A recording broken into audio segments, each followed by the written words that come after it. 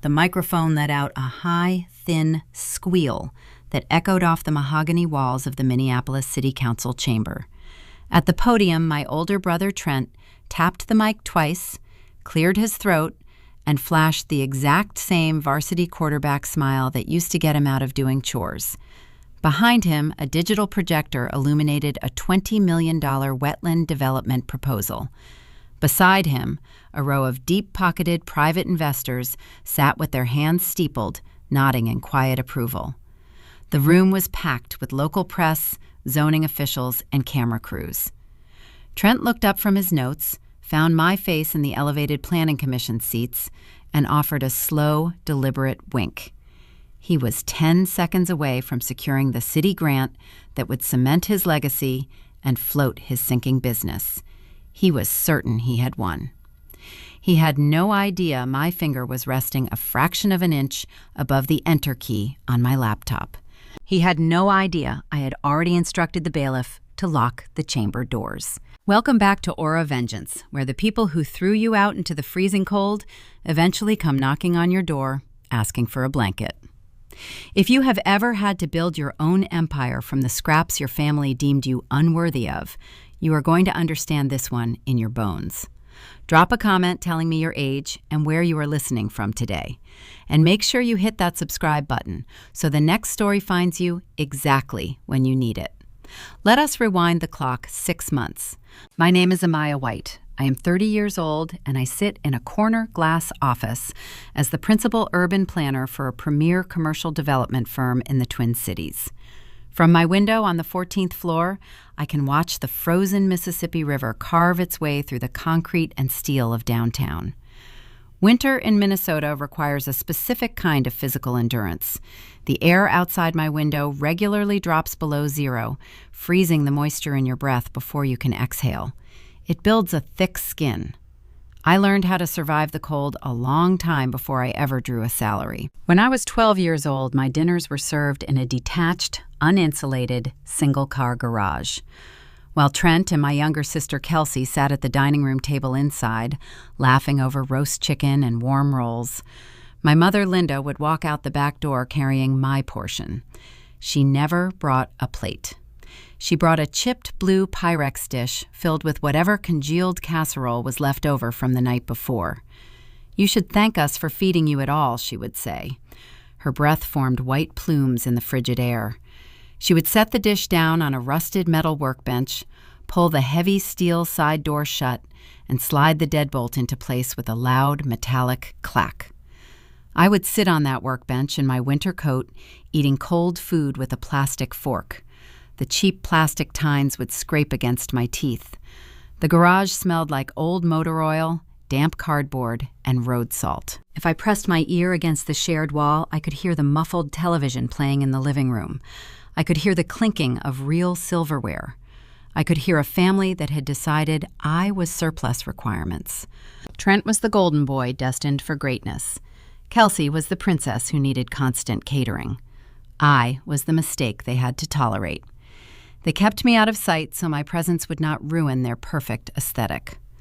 I spent 6 years eating on that metal workbench until I was old enough to pack a single duffel bag and walk out into a January blizzard without looking back. That workbench was sold for scrap a decade ago, but I kept the memory of it. I kept it the way a soldier keeps a piece of shrapnel. It is an internal compass that points toward survival. In fact, on the second Tuesday of every January, I log into the county tax portal and pay a $400 property tax bill. It is for a holding company I formed a few years into my career. The entity is registered on paper as Cold Workbench Holdings, LLC. It is a quiet administrative ritual, a yearly reminder of what I survived, and a silent ledger of what I now own. I thought that part of my life was a closed file. I thought the silence I had built between myself and my blood relatives was a permanent fixture. I was wrong. It started on a typical Tuesday afternoon. I was reviewing soil density reports for a new downtown transit hub, checking the granular metrics that hold a city together. My assistant, Sarah, walked into my office. Sarah is a veteran coordinator who does not get rattled by angry contractors or missing permits. But she was not holding her usual stack of architectural renderings. Instead, she held her tablet tight against her chest, and her brow was drawn tight. She closed the glass door behind her, shutting out the noise of the bullpen. "Amaya," she said. Her voice dropped a fraction of an octave. An email just bypassed the public inquiry filter. The cybersecurity team flagged it because of the attachment and routed it directly to me. She placed the tablet face up on my glass desk. The sender name read, Linda White.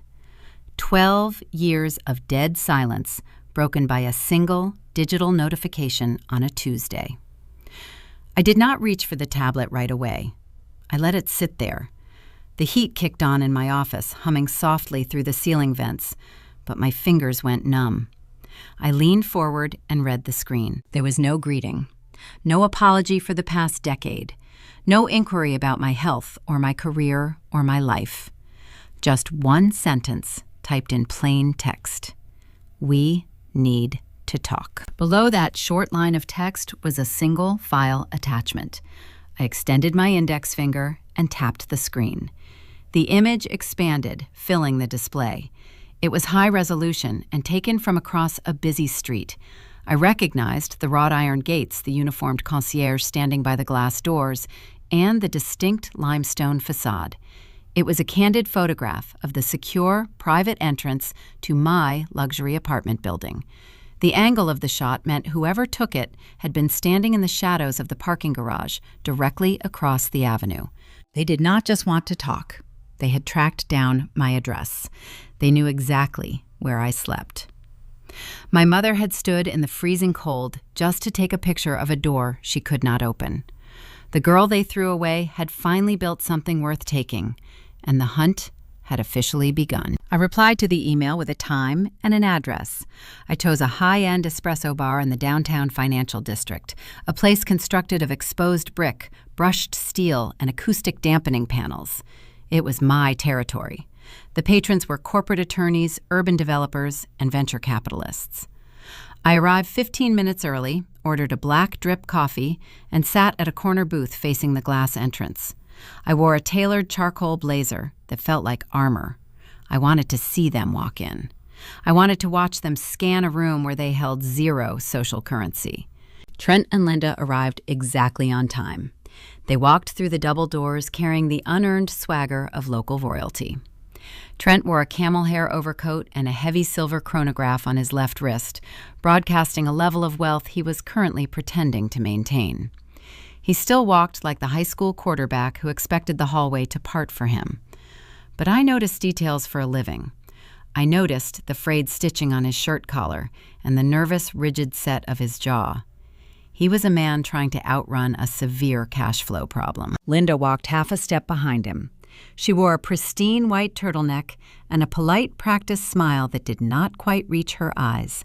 She scanned the tables, her gaze sweeping right past me twice before she finally registered the woman in the charcoal blazer.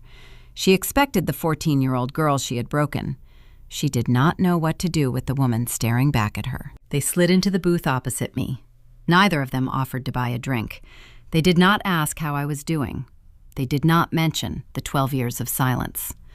"Look at you," Trent said, leaning back against the leather cushion and spreading his arms wide. "Working downtown. Mom said you got a job pushing paper for the city. It is good to see you are staying out of trouble."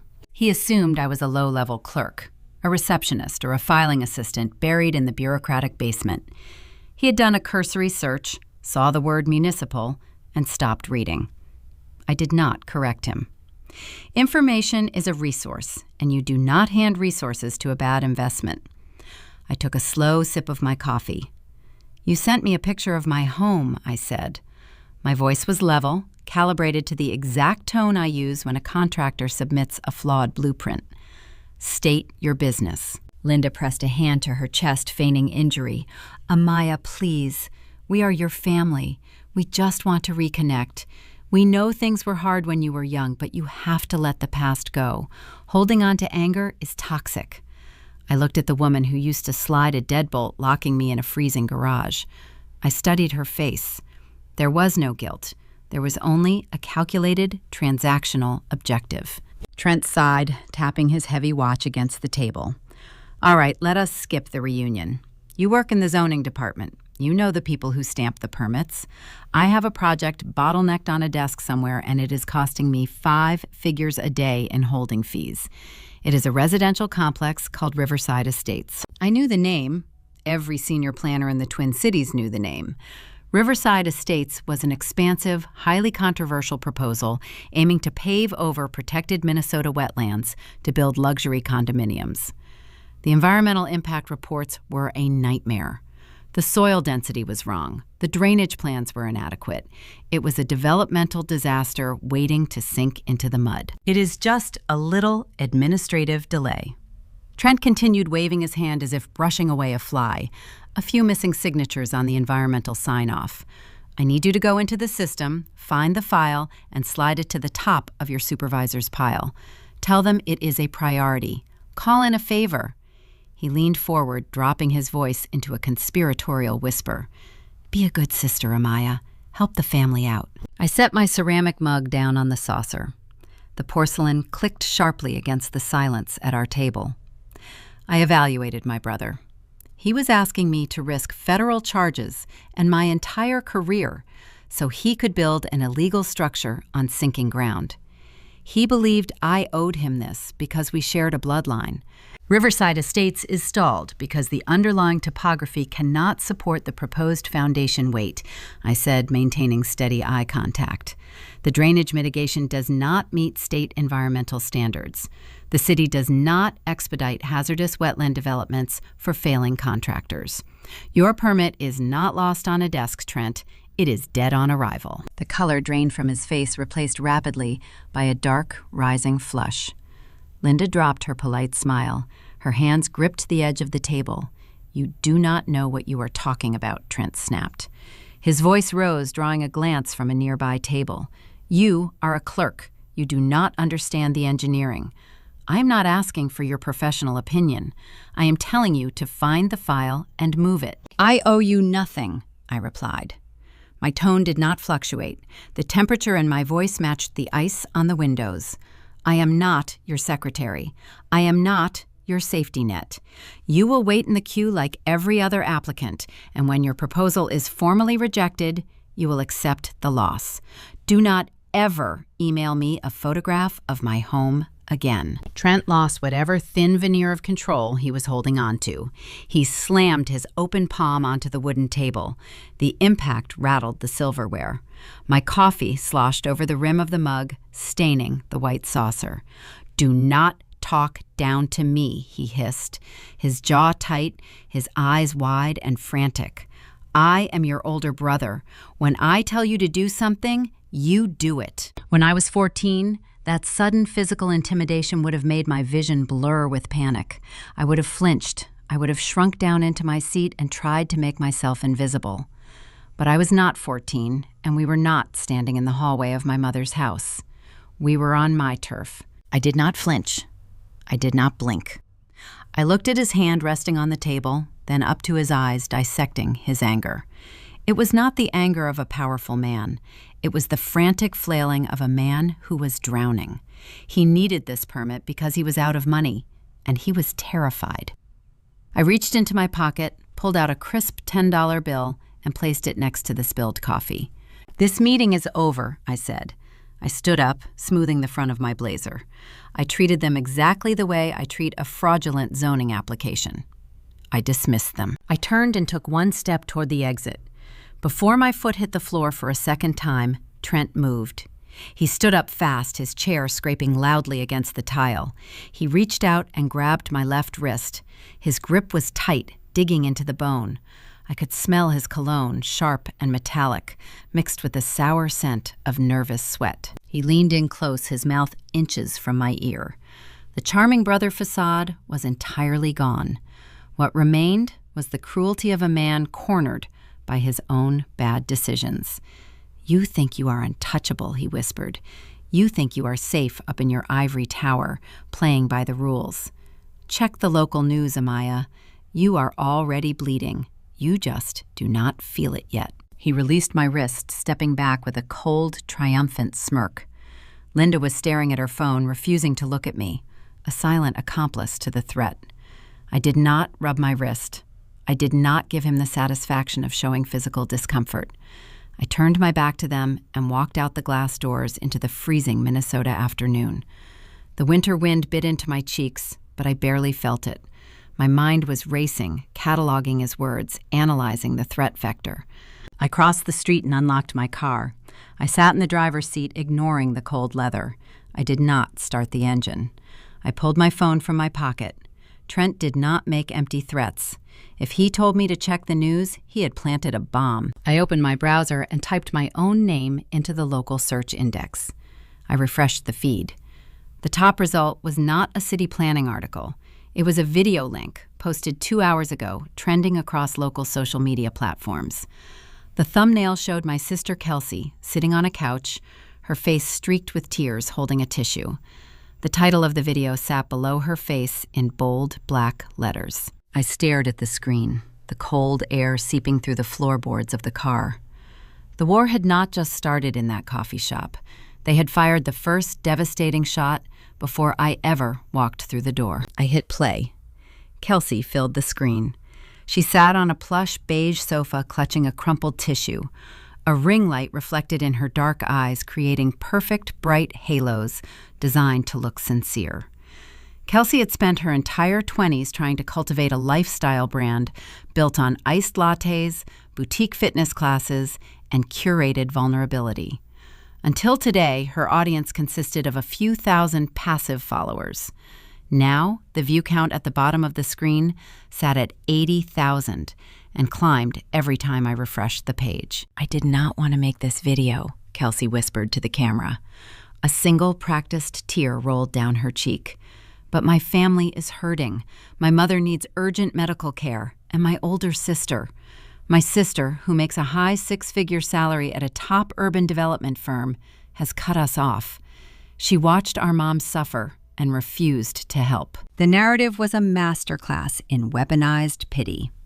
Kelsey painted a picture of a devoted mother, falling ill, struggling to pay for treatments, while the greedy, estranged daughter hoarded her wealth in a downtown penthouse. The comments section was a firing squad. Local residents tagged my employer. They demanded accountability. They called me a corporate sociopath. I stared at the girl on the screen. Growing up, Kelsey was the princess of the household. When she wanted a new dress for a middle school dance, Linda took on credit card debt to buy it. Meanwhile, I was taping cardboard over the holes in my winter boots. Now, Kelsey was using that same pampered entitlement to orchestrate a public execution. I put the car in drive and navigated back to my office building. The 15-minute commute felt like crossing a minefield. By the time I swiped my badge at the 14th floor security doors, the atmosphere in the bullpen had shifted. The usual hum of keyboards and hushed phone calls ceased. Junior associates averted their eyes. The receptionist stared intently at her monitor. My desk phone was ringing.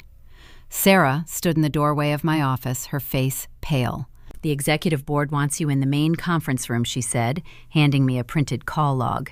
3 local subcontractors just withdrew their preliminary bids for the North Market Transit Hub. They cited internal compliance reviews, but one of the foremen forwarded the video link to our procurement desk. They do not want the PR nightmare. I walked down the glass-walled corridor to the boardroom. The senior partners sat around a long oak table. They did not offer me a seat.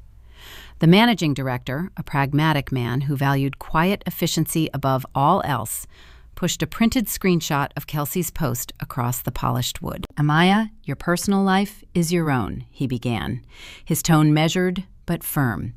"But this firm relies on public trust. We secure municipal contracts using our sterling reputation. A viral video accusing our principal director of elder abuse is a liability we cannot shoulder.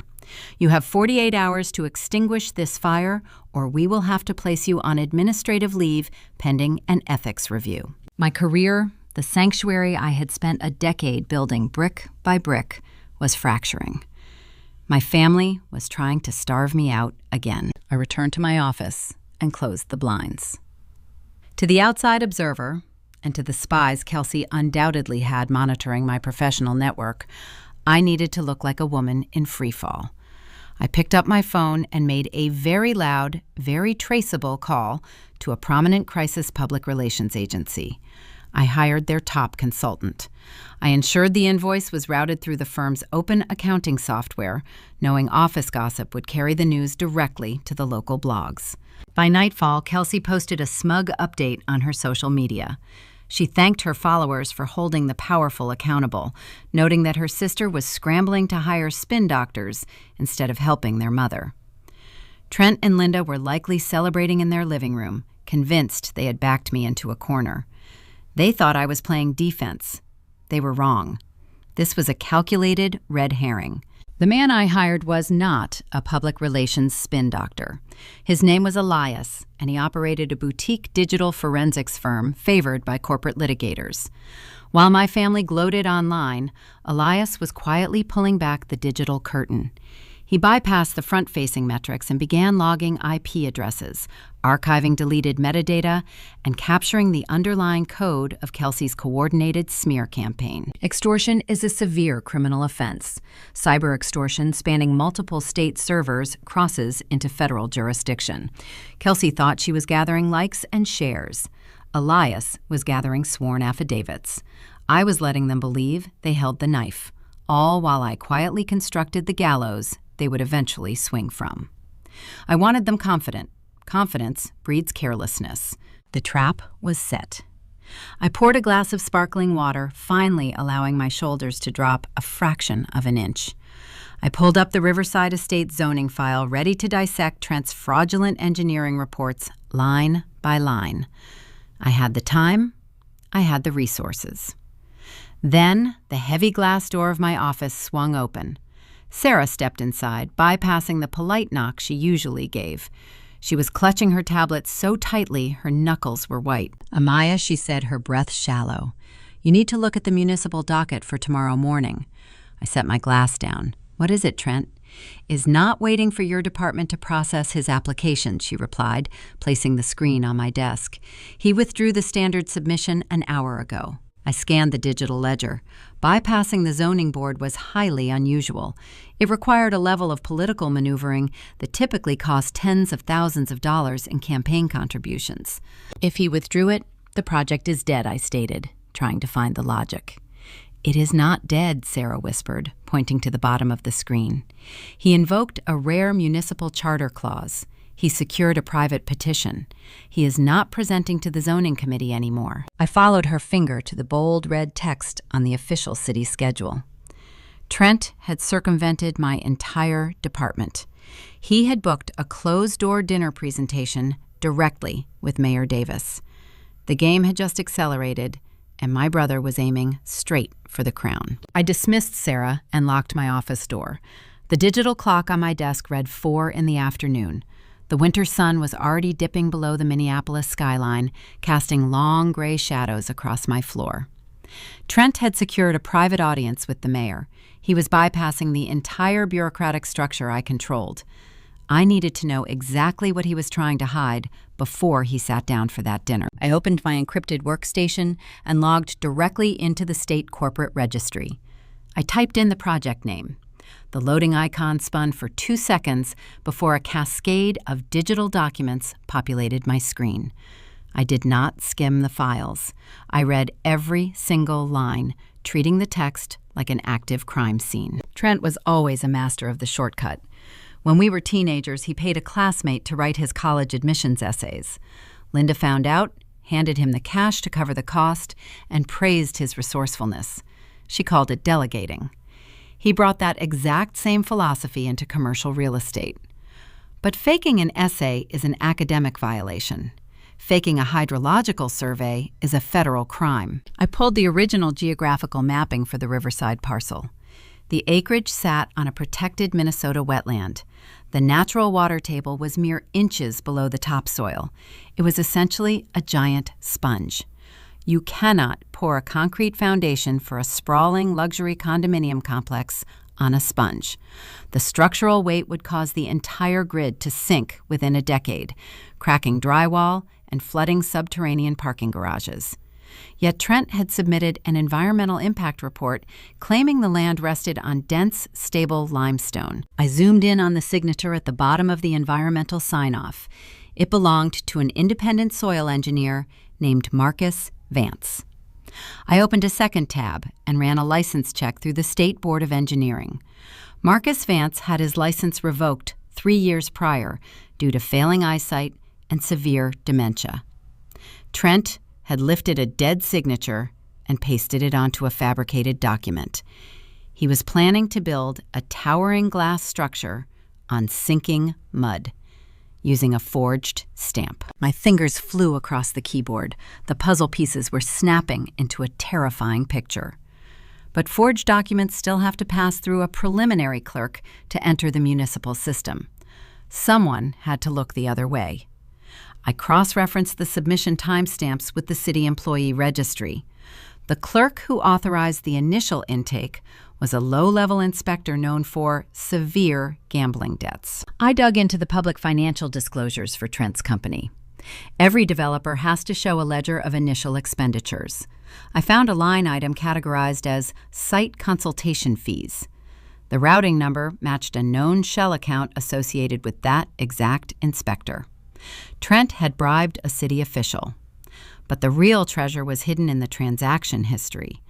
The bribe payment had been returned for insufficient funds, a bounced check. Trent was so broke he could not even cover the cost of his own corruption. This raised a vital question. If his corporate accounts were overdrawn, how was he funding the heavy machinery currently idling on the Riverside lot? Earth movers and excavators cost thousands of dollars a day to rent. A traditional bank would never underwrite a project without verified collateral. I accessed the lien registry. Trent did not have a loan with a recognized financial institution. The primary lien holder was a private equity group registered under a vague numeric name. I recognized the formatting. In the urban development sector, there is a dark underbelly of hard money lending. These are off-the-books private lenders, shadow syndicates who cater to desperate men. They charge predatory interest rates, and they do not send polite letters when a payment is missed. They send enforcers. A cold realization washed over me. Trent was not just facing bankruptcy. If Mayor Davis denied this grant, Riverside Estates would fold. The shadow lenders would call in the debt. They would seize whatever meager assets Trent had left, and when that was not enough, they would collect their due in physical trauma. My brother was playing poker with loan sharks, and his own physical safety was the ante. That explained his frantic grip in the coffee shop. He was a desperate man trying to buy one more day of breath. I opened a secure folder on my desktop and began compiling the evidence. I saved the forged bedrock report. I archived the bounced bribery check. I pulled the corporate filings linking his debt to the hard money syndicate. I was no longer building a case for a zoning rejection. I was drafting a federal indictment. A soft knock interrupted my focus. Sarah opened the door, slipping through the narrow gap.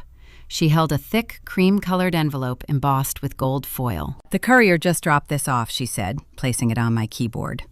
"The seating arrangements for the Twin Cities Development Gala this Saturday. We have the platinum sponsor table right next to the podium." I broke the wax seal and slid the heavy cardstock out. The gala was the premier networking event of the year.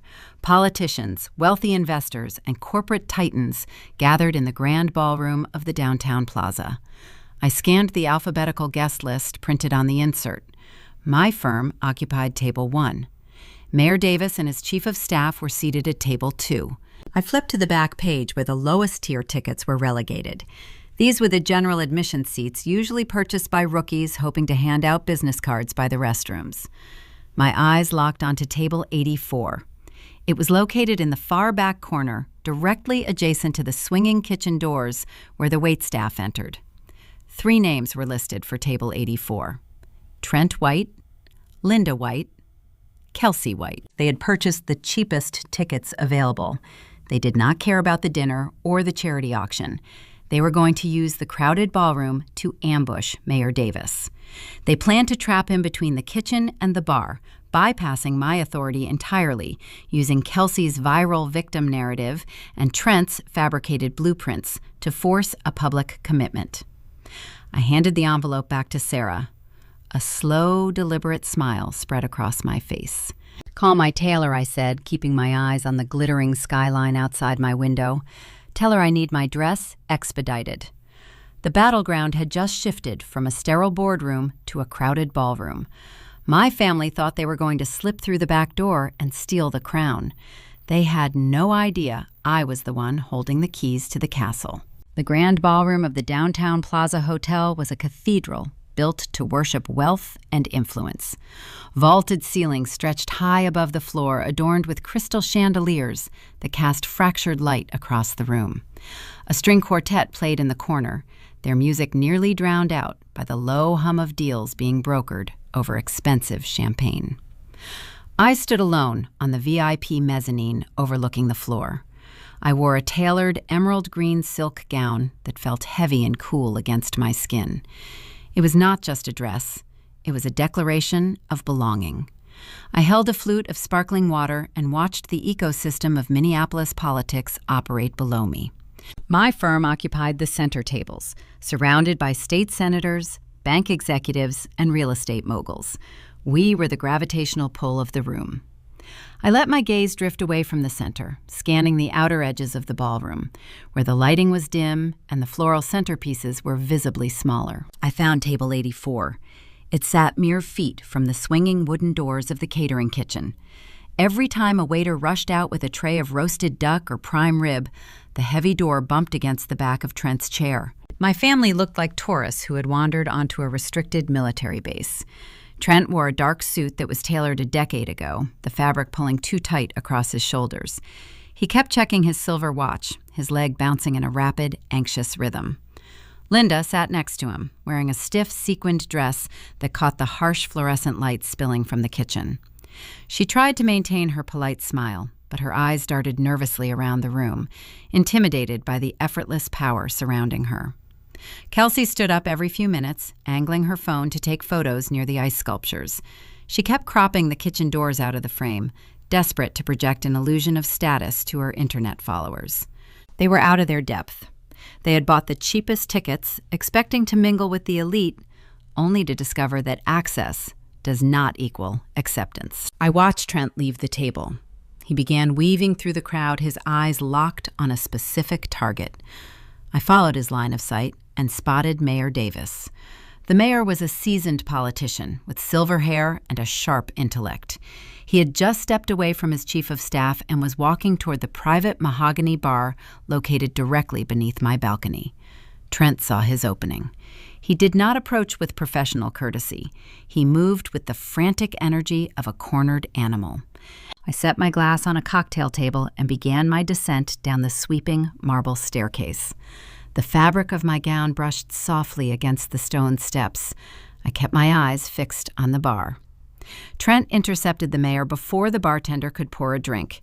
He stepped directly into the mayor's personal space, forcing the older man to stop. The mayor's security detail, two men standing a few yards away, immediately shifted their weight, their eyes narrowing at the sudden intrusion. Mayor Davis Trent said, his voice too loud for the intimate setting. "Trent White Contracting. We have a pending project that is going to revitalize the Eastern District. Riverside Estates. You have probably seen the preliminary briefings on your desk." Mayor Davis offered a tight, polite smile, the smile reserved for overeager donors and nuisance petitioners. "Riverside," he replied smoothly. "I believe that is currently under review by the Zoning Commission. Enjoy the gala, Mr. White." The mayor tried to step around him to reach the bar, but Trent moved sideways, blocking the path again. "The zoning board is dragging their feet," Trent insisted. He leaned closer, trying to project authority. "I have spoken with Councilman Harris and Councilman Miller. They both agree the city needs this housing. We are ready to break ground. We just need your office to push the environmental sign-off through the final hurdle. It is a simple administrative push." Trent was dropping names that meant nothing. Councilman Harris was retiring in a month, and Miller had zero jurisdiction over the eastern wetlands. Trent was exposing his own ignorance, relying on bluster to mask his lack of leverage. I reached the bottom of the staircase and walked across the carpeted floor. The crowd parted naturally for me. I stepped up to the mahogany bar, placing myself right beside the mayor. Trent stopped talking mid-sentence. He looked at me, taking in the emerald silk, the diamond earrings, and the calm expression on my face. His confusion morphed instantly into condescension. He assumed I had used an employee discount to sneak into the event. He saw the sister he used to lock in a freezing garage intruding on his crucial business meeting. Amaya Trent sneered, his tone dripping with profound disrespect. "What are you doing over here? You are interrupting." I did not answer him. I turned to the bartender and requested a fresh, sparkling water. Trent let out a short, mocking laugh and turned back to Mayor Davis, rolling his eyes as if sharing a joke. "You have to excuse my sister, Mr. Mayor. She pushes paper for some city clerk down in the basement. She does not know how these events work." He looked back at me, his jaw setting into a hard, authoritative line. "Since you are just standing around, go find the waiter and fetch us 2 scotches. We are talking actual business here." The silence that followed his command was heavy. The dramatic irony hung in the air, a suspended blade waiting to drop. Mayor Davis did not look at Trent. The mayor turned his entire body toward me. The tight, polite smile he had given my brother vanished, replaced instantly by genuine warmth and deep professional respect. Amaya, the mayor, said, his voice carrying clearly over the ambient noise of the room. He extended both of his hands, grasping my forearms in a familiar, friendly embrace. "I was hoping you would be here tonight. The revised infrastructure budget you submitted this morning was brilliant. You saved the City Transit Fund $2 million. I smiled back, matching his professional warmth. "Thank you, sir. My team caught a few redundant material costs in the supply chain." Mayor Davis let go of my arms and finally turned his attention back to my brother. The mayor looked at Trent, his eyes turning hard and calculating. "Mr. White," the mayor said, his tone dropping to a freezing register, "I am not sure what basement you are referring to. This is Amaya White. She is the Principal Director of Urban Development. She oversees every commercial zoning permit in this city, and she serves as my chief advisor for the Eastern District." The mayor took his scotch from the bartender and took a slow sip. He kept his eyes locked on Trent. "If your Riverside project is stalled, it is because Director White determined your proposal was inadequate. I trust her judgment implicitly. I suggest you listen to her." The color drained from Trent's face in one horrifying instant. His tanned skin turned the color of wet ash. His mouth opened slightly, but no sound came out. The unearned swagger, the arrogant posturing, the cruel dismissal, all of it evaporated. He stared at me. His eyes darted from my face to the mayor and back to me. The realization hit him with the force of a physical blow. He had just spent 3 weeks publicly harassing, threatening, and degrading the exact gatekeeper who held the keys to his financial survival. A few feet away, Linda had walked over to see why Trent was taking so long. She arrived just in time to hear the mayor's introduction. I watched my mother physically stumble backward. Her heel caught on the carpet. She had to grab the edge of a cocktail table to keep from falling. She looked at me in my emerald gown, standing shoulder to shoulder with the most powerful man in the city. The illusion she had built of my inferiority shattered into 1,000 jagged pieces right in front of her. Trent started to breathe fast. His chest heaved under his cheap suit jacket. The loan sharks, the bounced checks, the forged documents, it all flashed behind his panicked eyes. I was not a filing clerk. I was the executioner, and he had just handed me the axe. Mayor Davis offered me a polite nod and walked away to join his chief of staff, leaving me alone with my family. I stepped closer to Trent. He did not try to grab my wrist this time. He shrank back, his hands trembling at his sides. "I told you to wait in the queue," I whispered, my voice calm and steady. "Enjoy the gala, Trent. The appetizers are right next to your table." I turned and walked away. I did not look back. I knew Trent was standing frozen by the bar, the terrifying reality of his situation suffocating him. He could not bully his way through this. The power dynamic had flipped, permanently. He needed a new strategy. He needed to beg. And I knew exactly what pathetic, broken tactic they would try to use next. The morning after the gala, my apartment was silent. It is a specific kind of silence that you can only buy on the top floor of a high-rise building. I stood in my kitchen holding a ceramic mug of green tea, looking out through the floor-to-ceiling windows. Below me, the city of Minneapolis was waking up under a fresh layer of white snow. My home is my fortress. The oak floors, the brushed brass fixtures, the temperature-controlled air, every detail was chosen by me and paid for with my own money. It is the polar opposite of a freezing concrete garage. I do not allow uninvited energy into my space. At 9 o'clock, the intercom on my wall chimed. The screen illuminated, showing the face of Marcus, the head concierge, who guards the lobby with the polite vigilance of a seasoned bouncer. I pressed the call button. "Ms. White," Marcus said, his voice carrying a note of polite hesitation.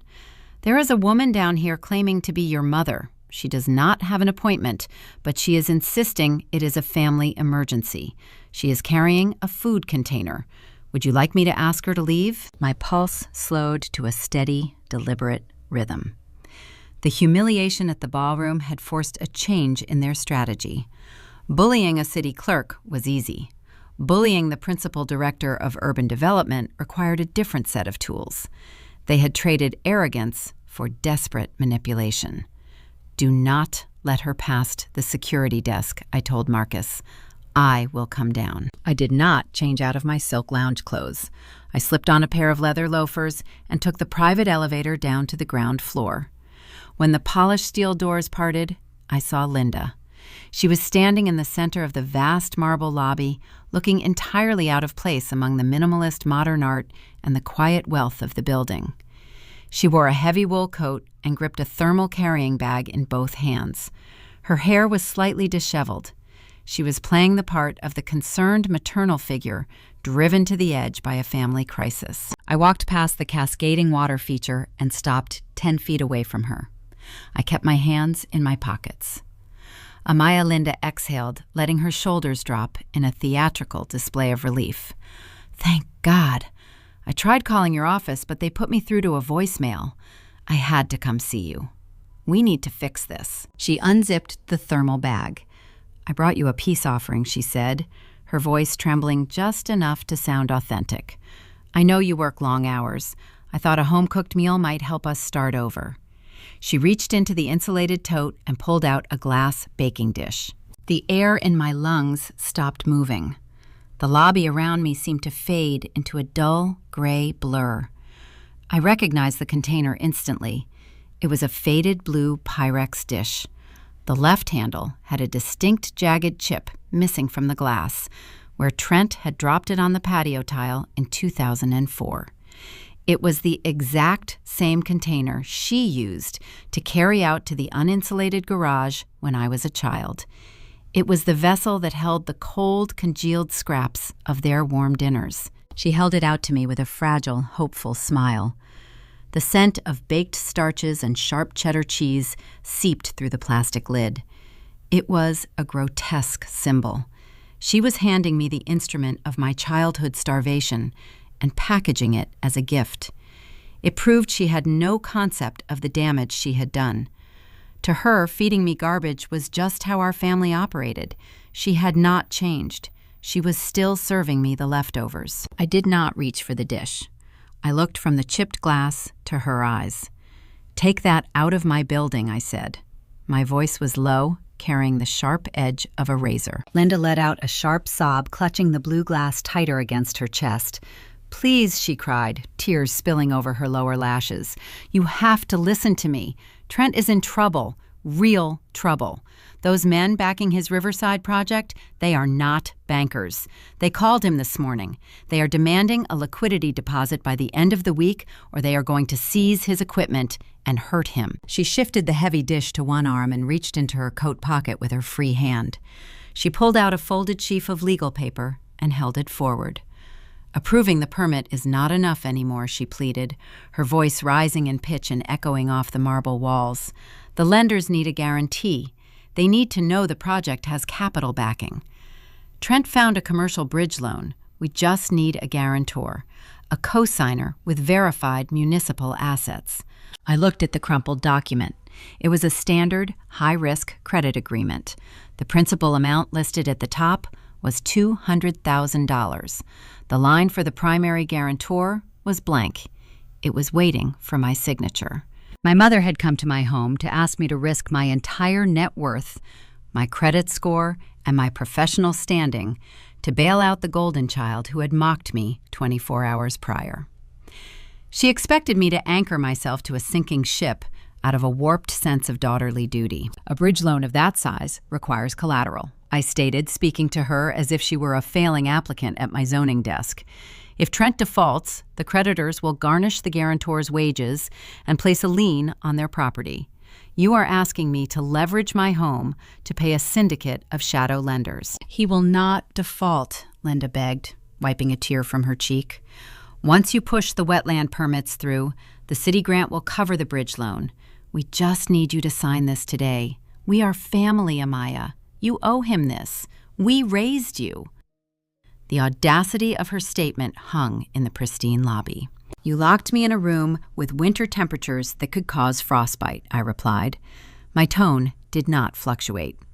You fed me the food your son refused to eat. I built this life with zero assistance, zero encouragement, and zero funding from you. I will not sign a fraudulent financial document, and I will not approve a corrupted environmental survey. You backed a losing horse. Now you will pay the debts. The tears on Linda's face vanished. The transition was instantaneous. The weeping, desperate mother disappeared, replaced by a cold, rigid mask of pure venom. Her jaw locked. Her eyes narrowed into dark, furious slits. She realized the emotional manipulation had failed just as spectacularly as the intimidation at the gala. "You ungrateful little witch," Linda hissed. The sudden shift in her tone made the concierge look up from his desk. "You think because you wear expensive clothes you are better than us. You are an unnatural mistake. You have always been a frigid, broken thing. Trent is a builder. He creates legacies. You just sit behind a desk and ruin people's lives because you are jealous." She took a step closer, raising the blue Pyrex dish as if she might throw it at me. "You will sign this paper," she ordered, her voice echoing sharply. I looked at the chipped glass container, then up to the woman who used to terrify me. She held no power here. "The city does not accept casserole as collateral," I said. I turned my back on her and walked toward the private elevator. I heard her scream my name, a shrill, frantic sound, but I did not stop. Marcus, the concierge, was already stepping out from behind his mahogany desk, raising his hand to escort her off the premises. The polished steel doors slid shut, sealing away the noise, leaving me in the quiet ascending hum of the elevator car. I returned to my kitchen and poured my green tea into the sink. The encounter had clarified the battlefield. The family was out of diplomatic options. They had tried to push me, and they had tried to manipulate me. Both avenues were closed. Night fell over Minneapolis, painting the city in shades of dark blue and scattered gold light. I sat at my desk reviewing the encrypted logs on my work laptop. I knew Trent was a man driven by panic. Men facing physical harm from loan sharks do not simply give up when their mother fails to secure a signature. They resort to extremes. At 11 o'clock, my personal cell phone vibrated against the wood of my desk. The screen lit up with a text message from an unknown number. I did not have Trent saved in my contacts, but I knew his cadence. The message was brief. "You had your chance to do this the easy way. Now I am going to take what I need." I read the threat twice. I did not feel fear. I felt the cold, clinical satisfaction of a hunter watching the prey step directly onto the trap. Trent had decided to play dirty, which meant he was about to cross the line from a civil dispute into a federal crime. I set my phone down and opened a blank digital blueprint on my monitor, ready to draft the exact bait he was looking for. I left my apartment and drove through the empty Minneapolis streets toward the commercial district. The digital dashboard in my car read midnight. The city was a silent, frozen grid of concrete and sodium streetlights. Trent had sent his text message promising to take what he needed. I knew the exact translation of that threat. He was out of time, out of capital, and facing severe physical consequences from his shadow lenders. He needed a pristine environmental sustainability report to present to Mayor Davis.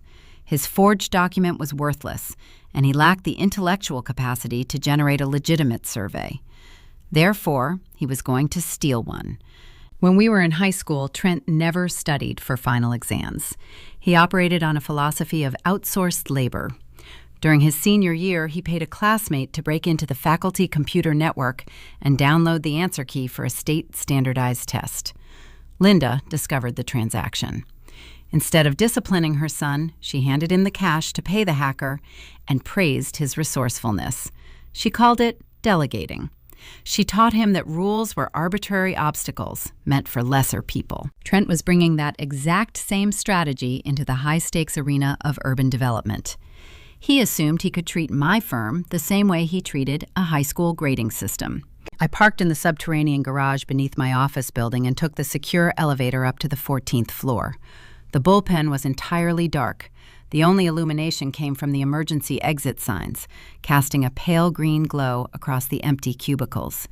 I walked into my corner office, locked the heavy glass door, and woke up my dual-monitor workstation. I did not call the cybersecurity team to fortify our firewalls. I did not want to block his attempt. I wanted to open the door and invite him inside. In the realm of digital security, this tactic is known as a honeypot.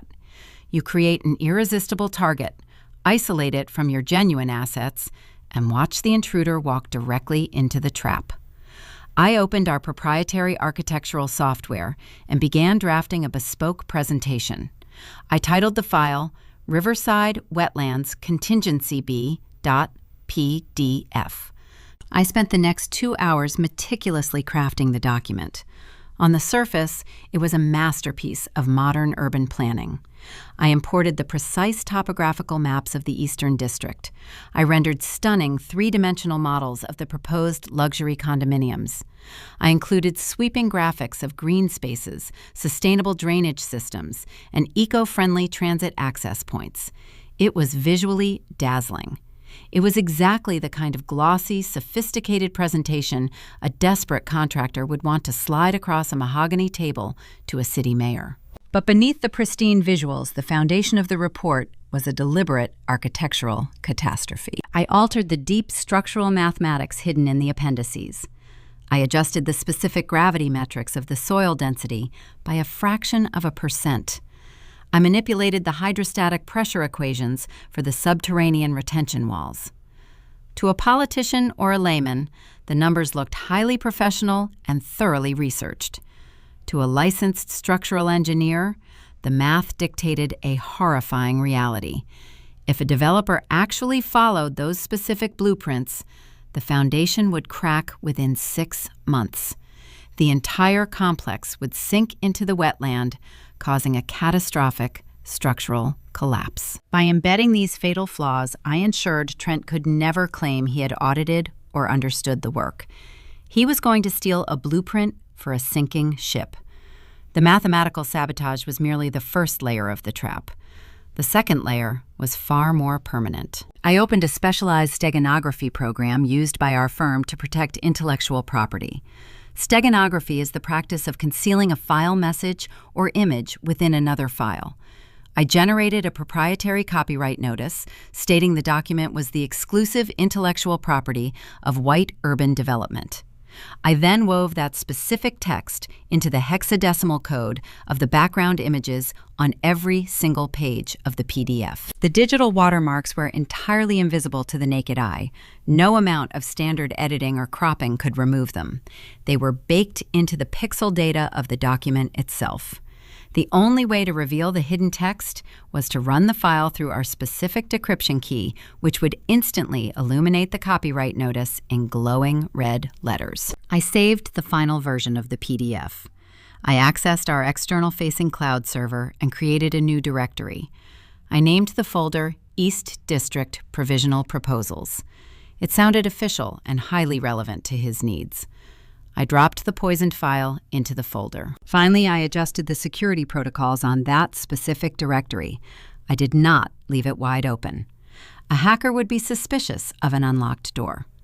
I lowered the encryption standard just enough to make it vulnerable to a standard brute force attack. It would take a competent cybercriminal about 20 minutes to crack the perimeter. I closed the server settings and leaned back in my leather chair. The trap was primed. I turned off the overhead light in my office. The only illumination came from the dual monitors, casting a blue hue across my desk. I pulled up the live server traffic logs on the left screen. Lines of green text scrolled upward, detailing the automated pings and internal network checks. The tension in the silent room was profound. The waiting requires far more endurance than the preparation. I watched the clock in the lower corner of my screen transition from 2 a.m. to 3. The building shifted and settled around me. The heating vents clicked. At 3:14, the steady stream of green text on the log monitor suddenly paused. A new line of text appeared flashing in bright yellow. External routing anomaly detected. Handshake protocol initiated. Someone was knocking on the digital door. Trent had hired a professional. The external user was currently probing the outer perimeter of our firm's firewall, searching for a weak point. I sat perfectly still, my eyes tracking the data lines. The yellow text multiplied. The hacker found the vulnerable directory I had prepared. They initiated a decryption script, attempting to bypass the secondary password wall. I watched the system register the rapid-fire sequence of failed access attempts. The intruder was running a dictionary attack, hurling thousands of password combinations at the folder every second. 5 minutes passed. 10 minutes. The yellow text blurred together. Then the log flashed white. Authentication bypassed. User access granted to directory East District Provisional Proposals. They were inside. The hacker was currently viewing the honeypot folder. I could see their navigation path. They opened the directory. They scanned the available files. They stopped on the Riverside Wetlands document. My pulse beat a steady rhythm against my throat. They had to take the bait. If they backed out now, Trent remained a desperate nuisance. If they downloaded the file, Trent crossed the Rubicon into a federal jurisdiction. The white text on the monitor updated. Data transfer initiated. A progress bar appeared on my administrative dashboard. The file was large, heavy, with 3-dimensional renderings and complex data charts. The transfer rate hovered at 40%. I leaned forward, resting my elbows on the glass desk. 50%.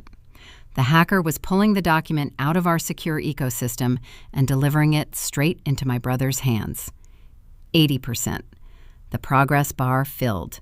The data transfer finalized. A final notification popped up on the center of my screen. File downloaded via external IP address. Session terminated. A cold, deliberate smile touched my face. Trent thought he had just secured his salvation. He thought he had outsmarted the system and stolen a golden ticket to present to the mayor. He did not realize he had just committed corporate espionage and federal cyber theft under the Computer Fraud and Abuse Act. He had taken possession of a stolen vehicle, and he was planning to drive it straight into a public arena. I documented the external IP address, the timestamp of the breach, and the exact byte count of the transferred file. I archived the evidence in my encrypted personal drive. The trap had executed flawlessly. I shut down my workstation and gathered my coat. The night had yielded everything I required. I rode the elevator down to the parking garage feeling a profound sense of clarity. Trent had the weapon he needed. But I knew the municipal bylaws better than he did. Possessing a stolen presentation was not enough. To get that document in front of the city council for a final grant vote, he still needed a provisional intake stamp from the zoning department. He could not get that stamp through standard channels because I controlled the intake desk. He needed me to sign a specific release form. He knew intimidation had failed. He knew bribery was impossible. There was only one avenue left. He had to bypass my professional boundaries by attacking my personal boundaries. He had to manufacture a crisis so severe I would be forced to sign the paper out of sheer familial panic. I was pulling my car out of the subterranean garage when my personal cell phone began to ring. It was 4 a.m. The caller identification displayed my sister's name.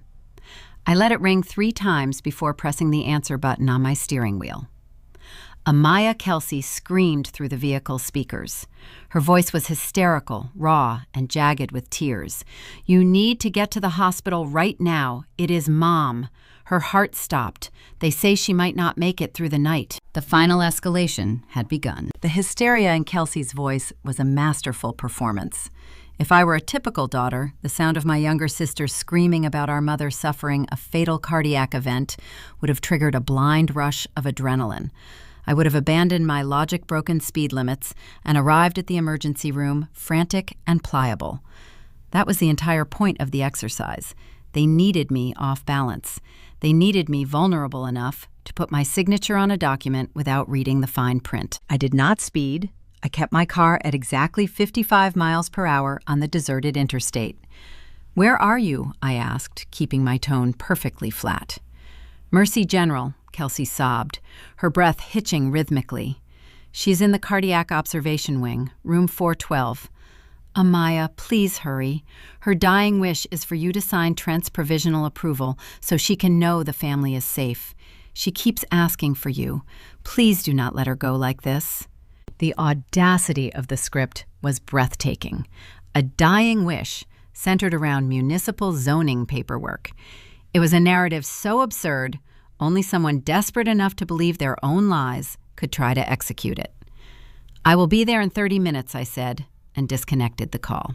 I did not drive directly to Mercy General. I made a brief detour to a 24-hour printing facility and utilized my corporate account to secure 2 vital assets. I then made a phone call to a colleague whose expertise I occasionally required for hostile land acquisitions. The pieces fell into place with quiet precision. By the time I walked through the sliding glass doors of the hospital lobby, I was not alone. Walking to my right was a licensed corporate notary carrying an official state ledger. Walking to my left was David, a clinical medical social worker who owed my firm a favor after we navigated a zoning variance for a community shelter he managed. We took the elevator up to the 4th floor. The cardiac wing was quiet, the air smelling of antiseptic cleaners and bleached linens. We found room 412. Kelsey was standing in the hallway outside the door. She was fully committed to the role.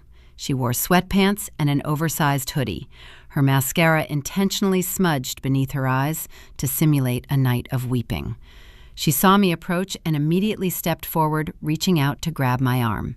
"You came," she whispered, forcing another tear to spill over her lash line. "She is so weak, Amaya. The doctors say her heart rhythm is completely erratic. She just wants peace before she goes." I sidestepped her grasp. I did not introduce the 2 men flanking me. I pushed open the heavy wooden door and walked into the hospital room. Linda lay in the center of the bed. The headrest was elevated to a 45-degree angle.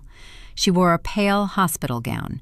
An intravenous line trailed from her left hand, and a nasal cannula delivered oxygen to her face. She looked pale and fragile, her eyes closed, her breathing shallow. Trent stood at the foot of the bed, his shoulders slumped in an attitude of profound grief. He held a clipboard in his hands. Amaya Linda croaked her voice barely a whisper. She fluttered her eyes open and turned her head toward me. "You came." I stopped at the foot of the bed. Trent stepped aside, holding the clipboard out toward me. It contained the exact provisional municipal intake form required to log an environmental presentation into the city docket. "I cannot leave this earth knowing your brother is going to lose everything," Linda rasped, her hand trembling as she reached toward me. "Please, Amaya, make peace with your family. Sign the paper. Let me rest knowing my children are united." It was a grotesque theater production. They were weaponizing the concept of mortality to secure a real estate permit. I looked past Linda to the digital telemetry monitor mounted on the wall above her bed. The green line tracking her electrical cardiac activity moved in a perfect, unbroken rhythm. Her heart rate was resting at a calm, steady 72 beats per minute. Her blood oxygen saturation read 99%. Her blood pressure was optimal. Your sinus rhythm is textbook, I stated, breaking the somber silence of the room. Your vitals are stronger than a marathon runner. The intravenous line is a basic saline drip for mild dehydration. The trembling in Linda's hand ceased. Trent stiffened. What are you talking about? Trent snapped, stepping forward. Mom is having a medical emergency. Show some respect. I ignored him and turned to the clinical social worker standing by the door. David, I said, keeping my eyes fixed on my mother is currently exhibiting severe psychological distress. She believes she is experiencing a fatal cardiac event, despite all medical evidence proving otherwise. She is also hallucinating that municipal zoning documents are required for her spiritual salvation. David stepped forward holding a blank assessment form. As a mandated reporter, he said in a calm, authoritative voice, I am required to document acute cognitive dissonance. Given the patient's delusion that she is dying and her attempt to force legal signatures under psychological duress, I am recommending an immediate, involuntary, 72-hour psychiatric hold for a full mental evaluation. The color rushed back into Linda's face with the force of a tidal wave. The fragile, dying mother act vanished entirely. She ripped the nasal cannula from her face and threw it onto the mattress. She sat bolt upright, her eyes wide with unadulterated fury. You get that man out of my room, she screamed. The volume of her voice echoed off the linoleum floor. I am not crazy. Then you are committing medical fraud to extort a city official, I replied, my voice holding zero inflection. The choice is yours, a psychiatric ward or a federal indictment. Trent threw the clipboard onto the foot of the bed. This is a joke, he snarled, pointing a finger at me. You bring a psych evaluator to our mother's hospital bed? You are a monster, Amaya. You have always been a cold, heartless monster. I looked at the clipboard resting on the blanket. The intake form was crisp and clean. It was the only barrier standing between Trent and his presentation to the mayor. They expected me to tear it up. They expected me to walk out and leave them with nothing. I reached into the inner pocket of my blazer. I did not pull out my standard black fountain pen. I withdrew a very specific ballpoint pen. It was a tool issued exclusively to the principal directors of the Twin Cities Urban Planning Commission. I picked up the clipboard. You want the intake form signed? I asked. Trent paused, his anger faltering as confusion took over. He looked at Linda, then back to me. Yes, he said warily. That is all we have been asking for. I placed the pen against the paper. I did not hesitate. I signed my full legal name on the authorization line. I handed the clipboard to the corporate notary. He applied his official state seal, stamped the date, and handed the document directly to Trent. Trent stared at the paper. A slow, triumphant smirk spread across his face. He thought my threat of a psychiatric hold was a bluff. He thought I had finally caved under the sheer weight of the confrontation. He looked at Linda, who was now leaning back against the pillows with a satisfied, victorious glare. See, Linda sneered. I told you she would remember where she came from. I capped my pen and slid it back into my pocket.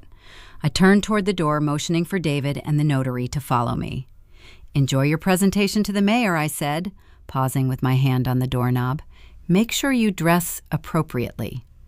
I walked out of the hospital room, leaving them to celebrate their false victory. They did not know about municipal administrative codes. They did not know that the pen I used contained a highly specific, proprietary green ink. In the standard operational flow of city zoning documents signed in black or blue ink, proceed to standard committee review. Documents signed in provisional green ink bypass the committee. They trigger an automatic, immediate, and unavoidable federal financial audit of the applying corporation upon submission. I had not just given Trent a ticket to present his stolen blueprints. I had legally invited the United States Treasury to dissect every single bounce check, hidden loan, and bribed inspector in his entire business portfolio. I was not protecting him. I was wrapping the rope around his neck and handing him the lever, and he was too arrogant to realize he was standing on the trap door. The drive back to my apartment was quiet. The sun was just beginning to rise over the city, painting the skyline in shades of pale gold. The final piece of the board was set. Trent had his stolen presentation and his poisoned approval form. My family was celebrating a victory that would ultimately destroy them. But as I pulled into my secure garage, my phone vibrated with an urgent notification from my assistant. The conflict was not waiting for the mayor's dinner. The battle lines were shifting again, and the collateral damage was aimed directly at my own office. I arrived at the 14th floor just as the morning sun broke through the heavy winter clouds, casting a harsh, bright glare across my glass desk. The workday had officially begun. I logged into the municipal intranet and opened the master zoning ledger. I did not have to wait long. At 9:15, the system refreshed. A new entry populated at the top of the queue: Riverside Estates. The status indicator next to the project title flashed from a muted gray to a vibrant provisional green. The hospital gambit had achieved its intended short-term result. Trent had taken the form I signed, rushed it to the downtown intake desk, and handed it to a clerk. The system recognized my unique authorization signature and logged the environmental presentation into the active docket. To the untrained observer, Trent had won. He had forced my hand and secured his pathway to the final grant. The reaction from my family was immediate and entirely predictable.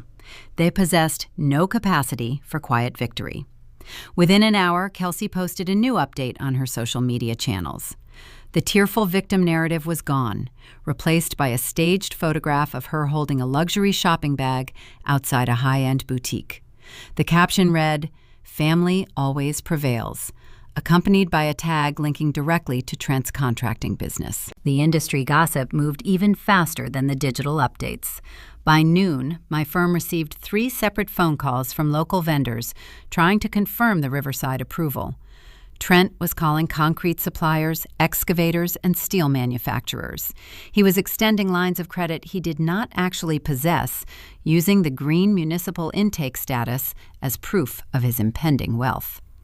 More importantly, he was communicating with his shadow syndicate.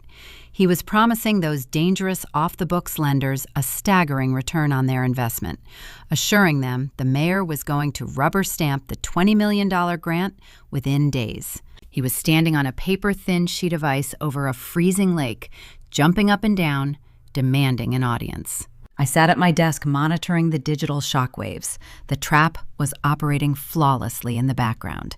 The green ink signature had already bypassed the local committee queue and transmitted a silent algorithmic flag directly to the Federal Treasury portal. The audit gears were turning invisible and unstoppable. But the friction within my own office was about to reach a boiling point. The heavy glass door of my office swung open. Sarah marched in. She did not carry her usual tablet or her neat stack of architectural folders. She held a single piece of printed paper, her knuckles white where she gripped the edges. Her face was tight, her jaw set in a rigid line of barely contained panic. She walked directly to my desk and slapped the paper face up on the glass surface. It was a printed copy of the municipal intake log showing my signature authorizing the Riverside project. "Tell me this is a clerical error," Sarah demanded. Her voice was uncharacteristically sharp, stripped of all professional deference. "Tell me someone forged your credentials." I looked at the printout, then up at my assistant. She was fiercely loyal, a woman who respected the integrity of the urban development process just as much as I did. She knew the Riverside wetlands were a geographical death trap. "It is not an error," I said, keeping my tone measured and calm. "I signed the authorization at Mercy General Hospital early this morning." Sarah stared at me, her eyes widening in disbelief. Her posture shifted from defensive to horrified. "Are you protecting him?" she asked, her voice dropping into a desperate whisper. "Amaya, I know he is your brother. I know families are complicated, but if you push this through, you are crossing a line you can never walk back. That land cannot support a residential foundation. When those buildings crack, the state board will trace the approval directly to this desk. You will lose your license. You will face criminal negligence charges. You are going to destroy your own career to save a man who has done nothing but drag you through the mud." The anxiety radiating from her was palpable. To the outside world, and even to my most trusted ally, it looked like I had folded. It looked like the trauma of my childhood had finally overpowered my professional spine. The listener might wonder if I had waited too long, if the emotional weight of a hospital room had actually derailed my clinical strategy. I stood up from my leather chair. I walked around the desk and stood in front of Sarah. I did not raise my voice. I spoke with the quiet, undeniable authority of a woman who held every single string. "Sarah," I said, looking directly into her panicked eyes, "do you trust my judgment?" She hesitated, her gaze dropping to the printed log, then rising back to meet mine. "I have trusted you for 4 years," she replied softly, "but this defies every rule we operate by. The project will never break ground," I stated. "Not a single yard of dirt will be moved. Trent is not going to receive a city grant. He is going to receive a public execution. I need you to return to your desk. I need you to open the master municipal calendar. You are going to initiate a severe procedural override." Sarah straightened her posture, the panic receding slightly, replaced by cautious curiosity. What kind of override? "Trent secured a private, closed-door dinner with Mayor Davis," I explained. "He wants to whisper in the shadows where there is no public accountability. We are going to drag him into the floodlights. Cancel the private meeting. Requisition the main city council chamber for tomorrow morning. Convert his presentation into a mandatory, highly publicized, open-floor symposium for final grant approval." Sarah's eyes widened as the scale of my instructions settled in. A public symposium requires a minimum quorum of council members. It invites the local press. It puts the entire presentation on the unalterable public record. I want the press there. I instructed pacing slowly back to my window, issue formal invitations to the local financial bloggers, the real estate beat reporters, and the environmental watchdogs. Then I want you to pull the registered addresses for the primary lien holders on the Riverside deed, the shadow lenders. Sarah breathed, her realization deepening. "Yes," I said. "Send them VIP gallery passes. They will not want to miss the moment their investment crosses the finish line. We are giving Trent the biggest stage in the state." Sarah nodded, a sharp, focused energy returning to her movements. She picked up the printed log from my desk. "Consider it done," she said, and walked swiftly out of the office. By mid-afternoon, the notifications went live. The private dinner was formally canceled, replaced by a heavily publicized morning hearing. The local media picked up the schedule change, framing it as a monumental decision day for the controversial wetland development. The trap was no longer just set. The stage was built, the audience was seated, and the actors were oblivious to the script. Night fell over the Twin Cities. The bullpen outside my office emptied, the junior associates and senior partners retreating to their warm homes. The ambient noise of the building faded into a deep, resonant silence. I remained at my desk. The only illumination came from the sleek brass reading lamp, casting a warm circle of light over my workspace. Spread across the glass surface was the physical, printed dossier. I ran my fingertips over the forged environmental report, feeling the heavy grain of the paper.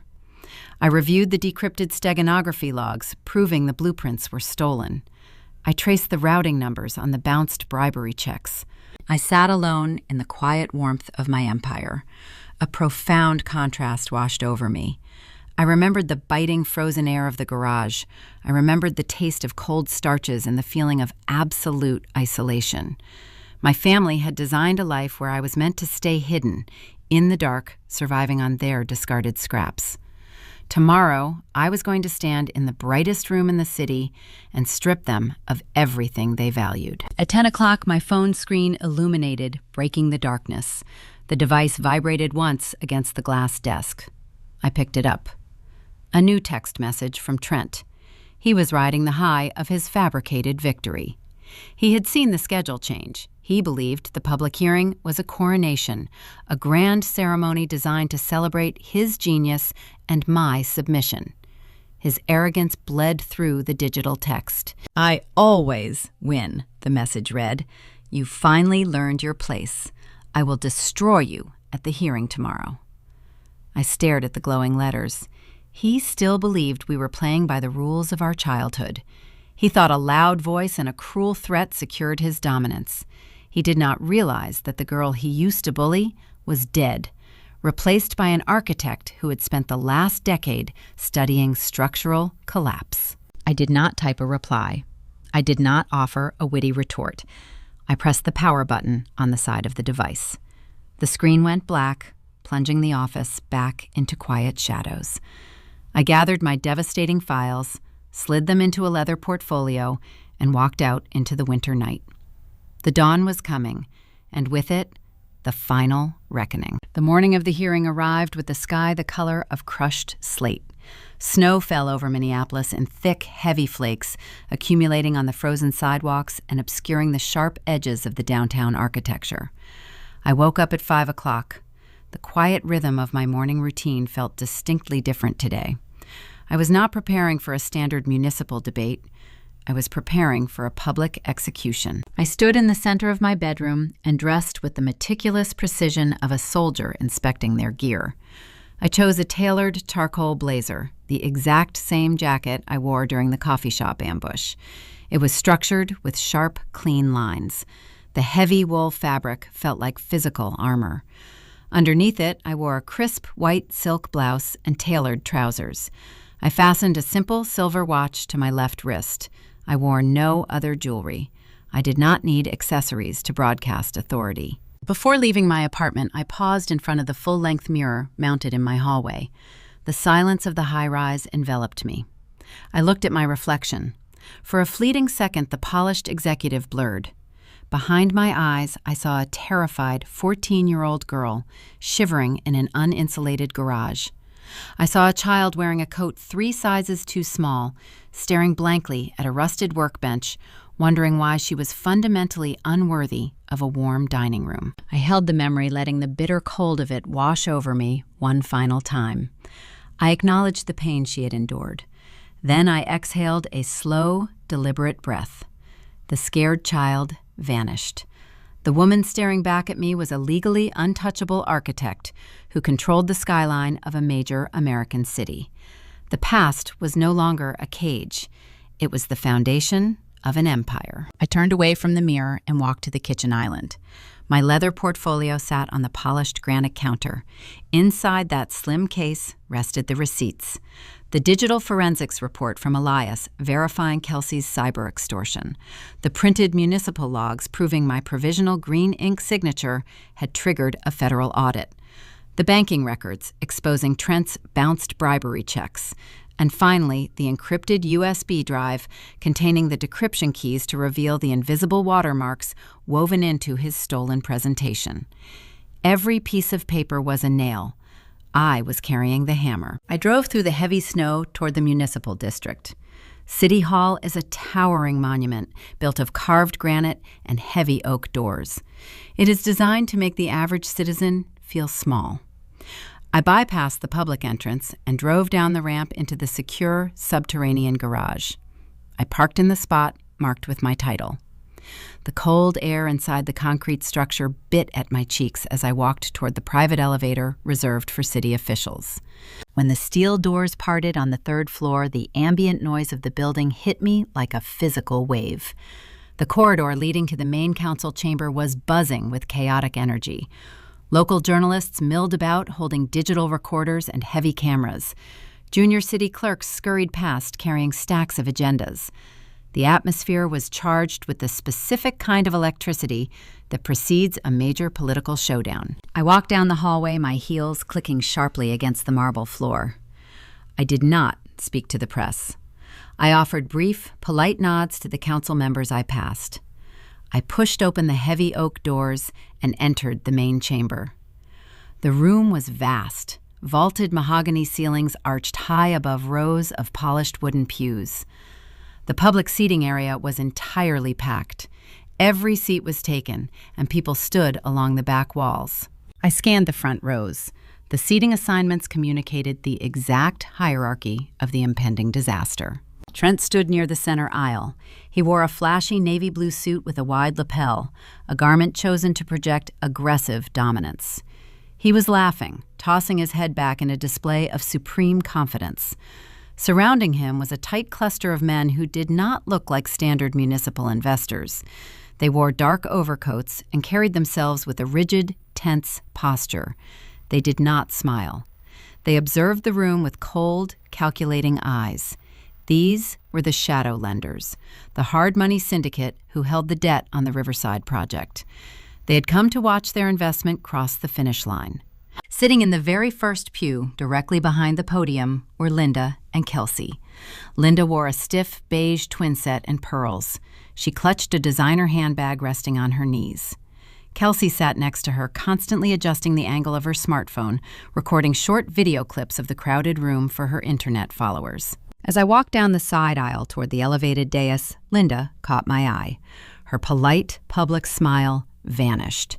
She glared at me, her expression a toxic mixture of smug victory and deep-seated venom. She thought I was walking to my seat as a conquered subordinate.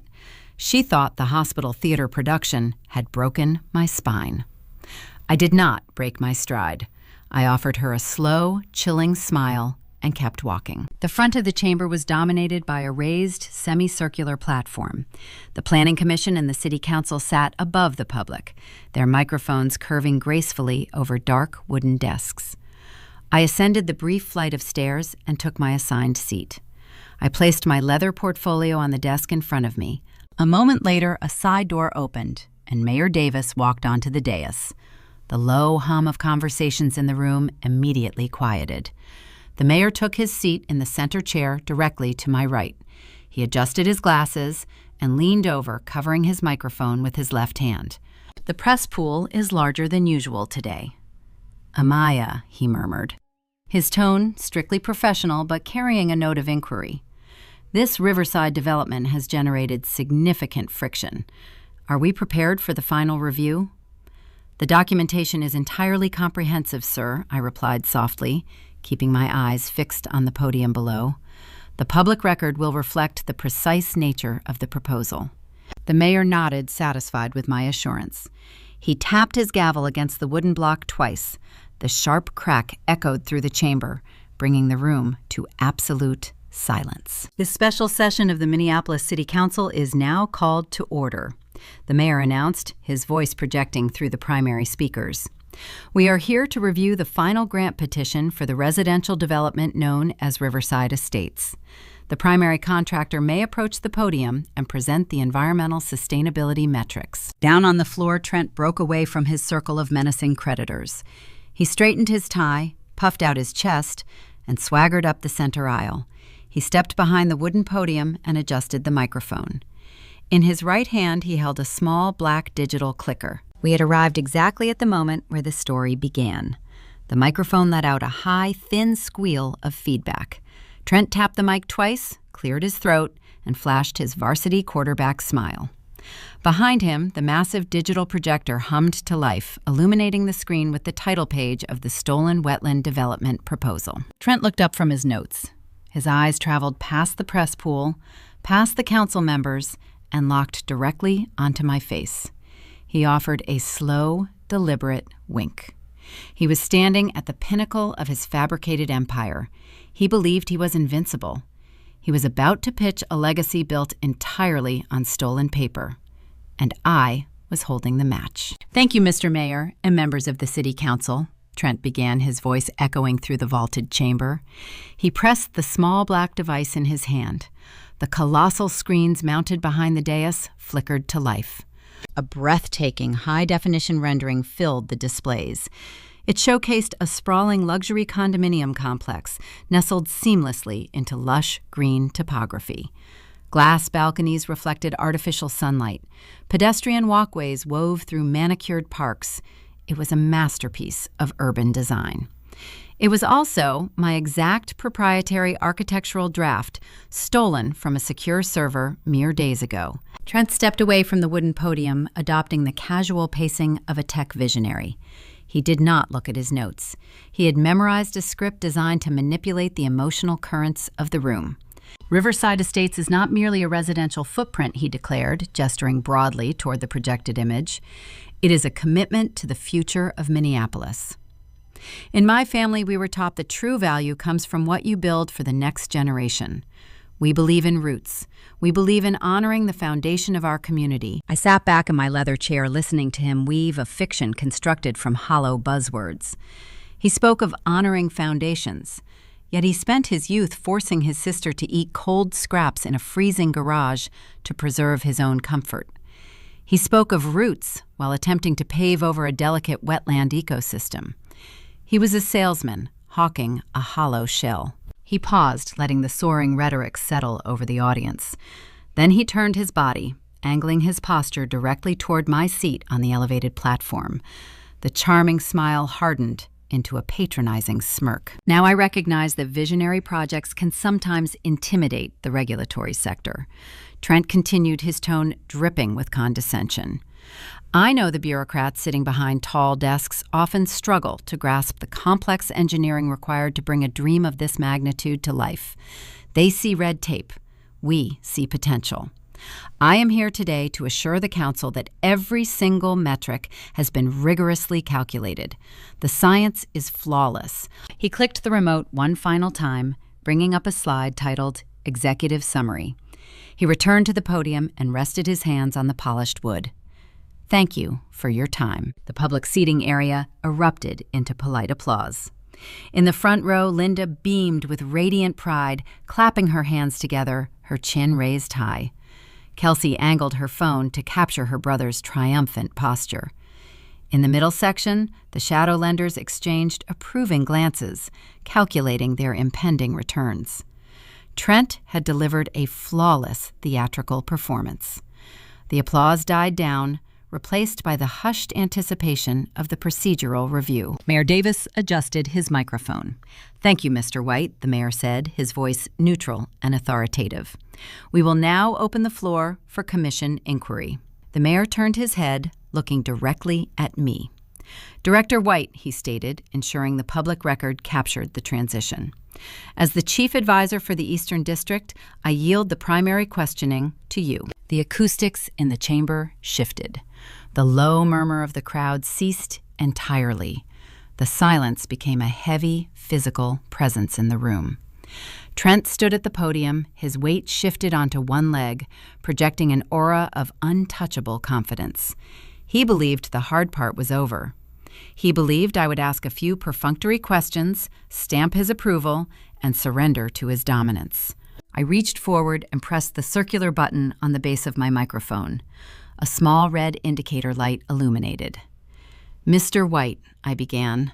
My voice was pitched low, resonant, and devoid of any emotional fluctuation. It cut through the silent room with the cold precision of a surgeon's scalpel.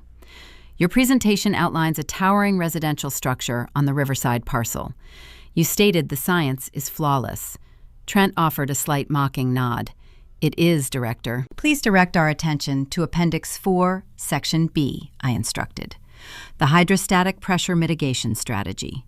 Trent frowned slightly. He looked down at the printed binder resting on the podium, flipping past several pages. "Can you explain the methodology you used to calculate the specific gravity of the subsurface clay?" I asked. "Given the elevated water table, metrics you provided on slide 12, your foundation relies on a highly unusual variable." Trent stopped flipping pages. He stared at the dense block of text and complex equations in front of him. Because he did not write the report, and because he possessed zero academic background in structural engineering, the numbers on the page were essentially a foreign language. He cleared his throat. The mocking swagger faltered. "Well, he started," his voice lacking its previous projection. "We utilized standard industry testing for that sector. Our team ran the typical core samples. Standard industry testing requires a base coefficient I," interjected smoothly, not allowing him an inch of breathing room. "Your report lists a coefficient of 0.47, a metric that would indicate solid, unbroken limestone bedrock. The Riverside parcel is a saturated wetland.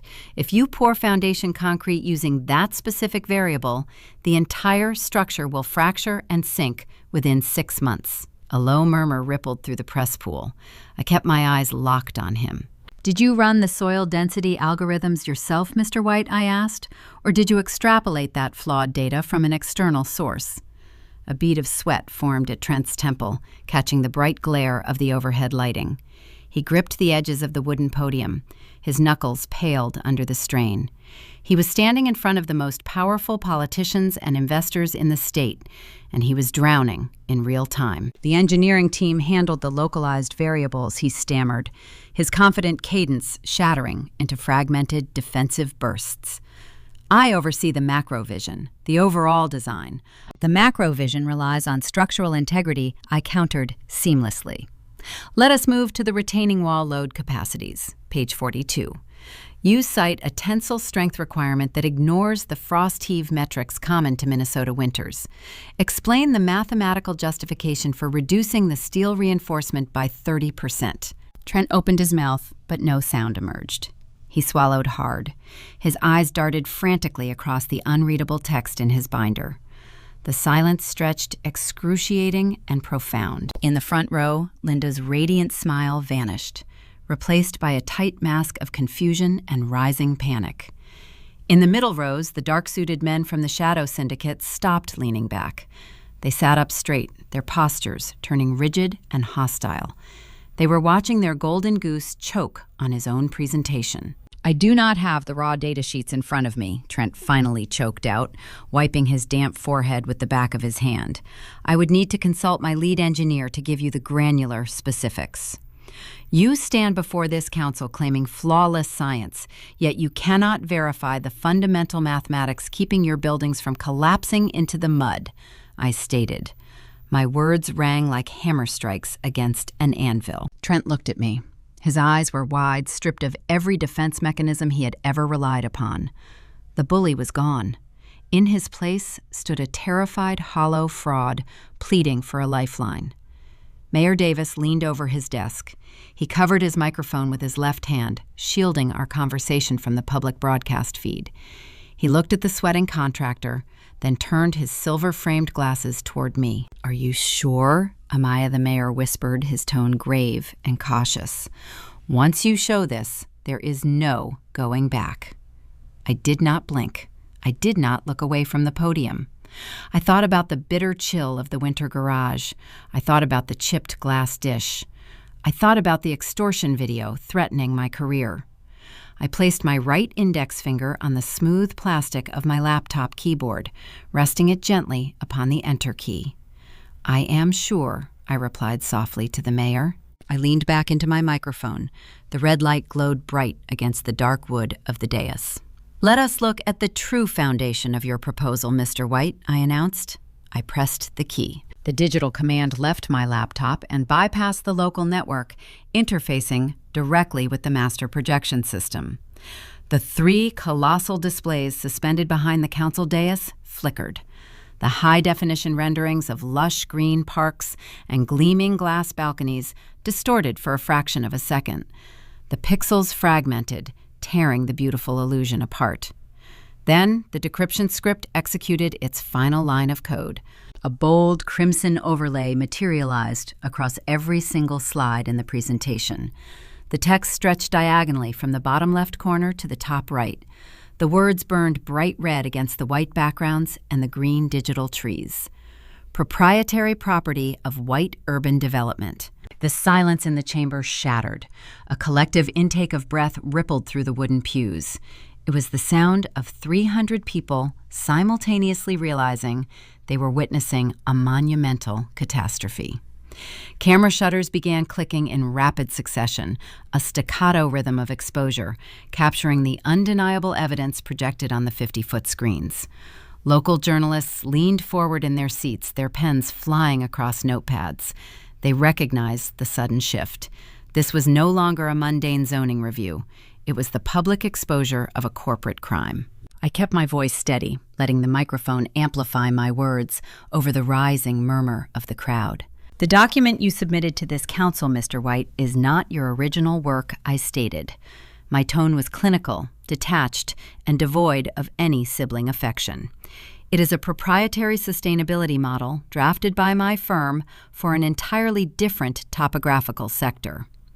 At 3:14 on Wednesday morning, an external IP address breached our secondary cloud servers and downloaded this exact file. Trent gripped the edges of the podium.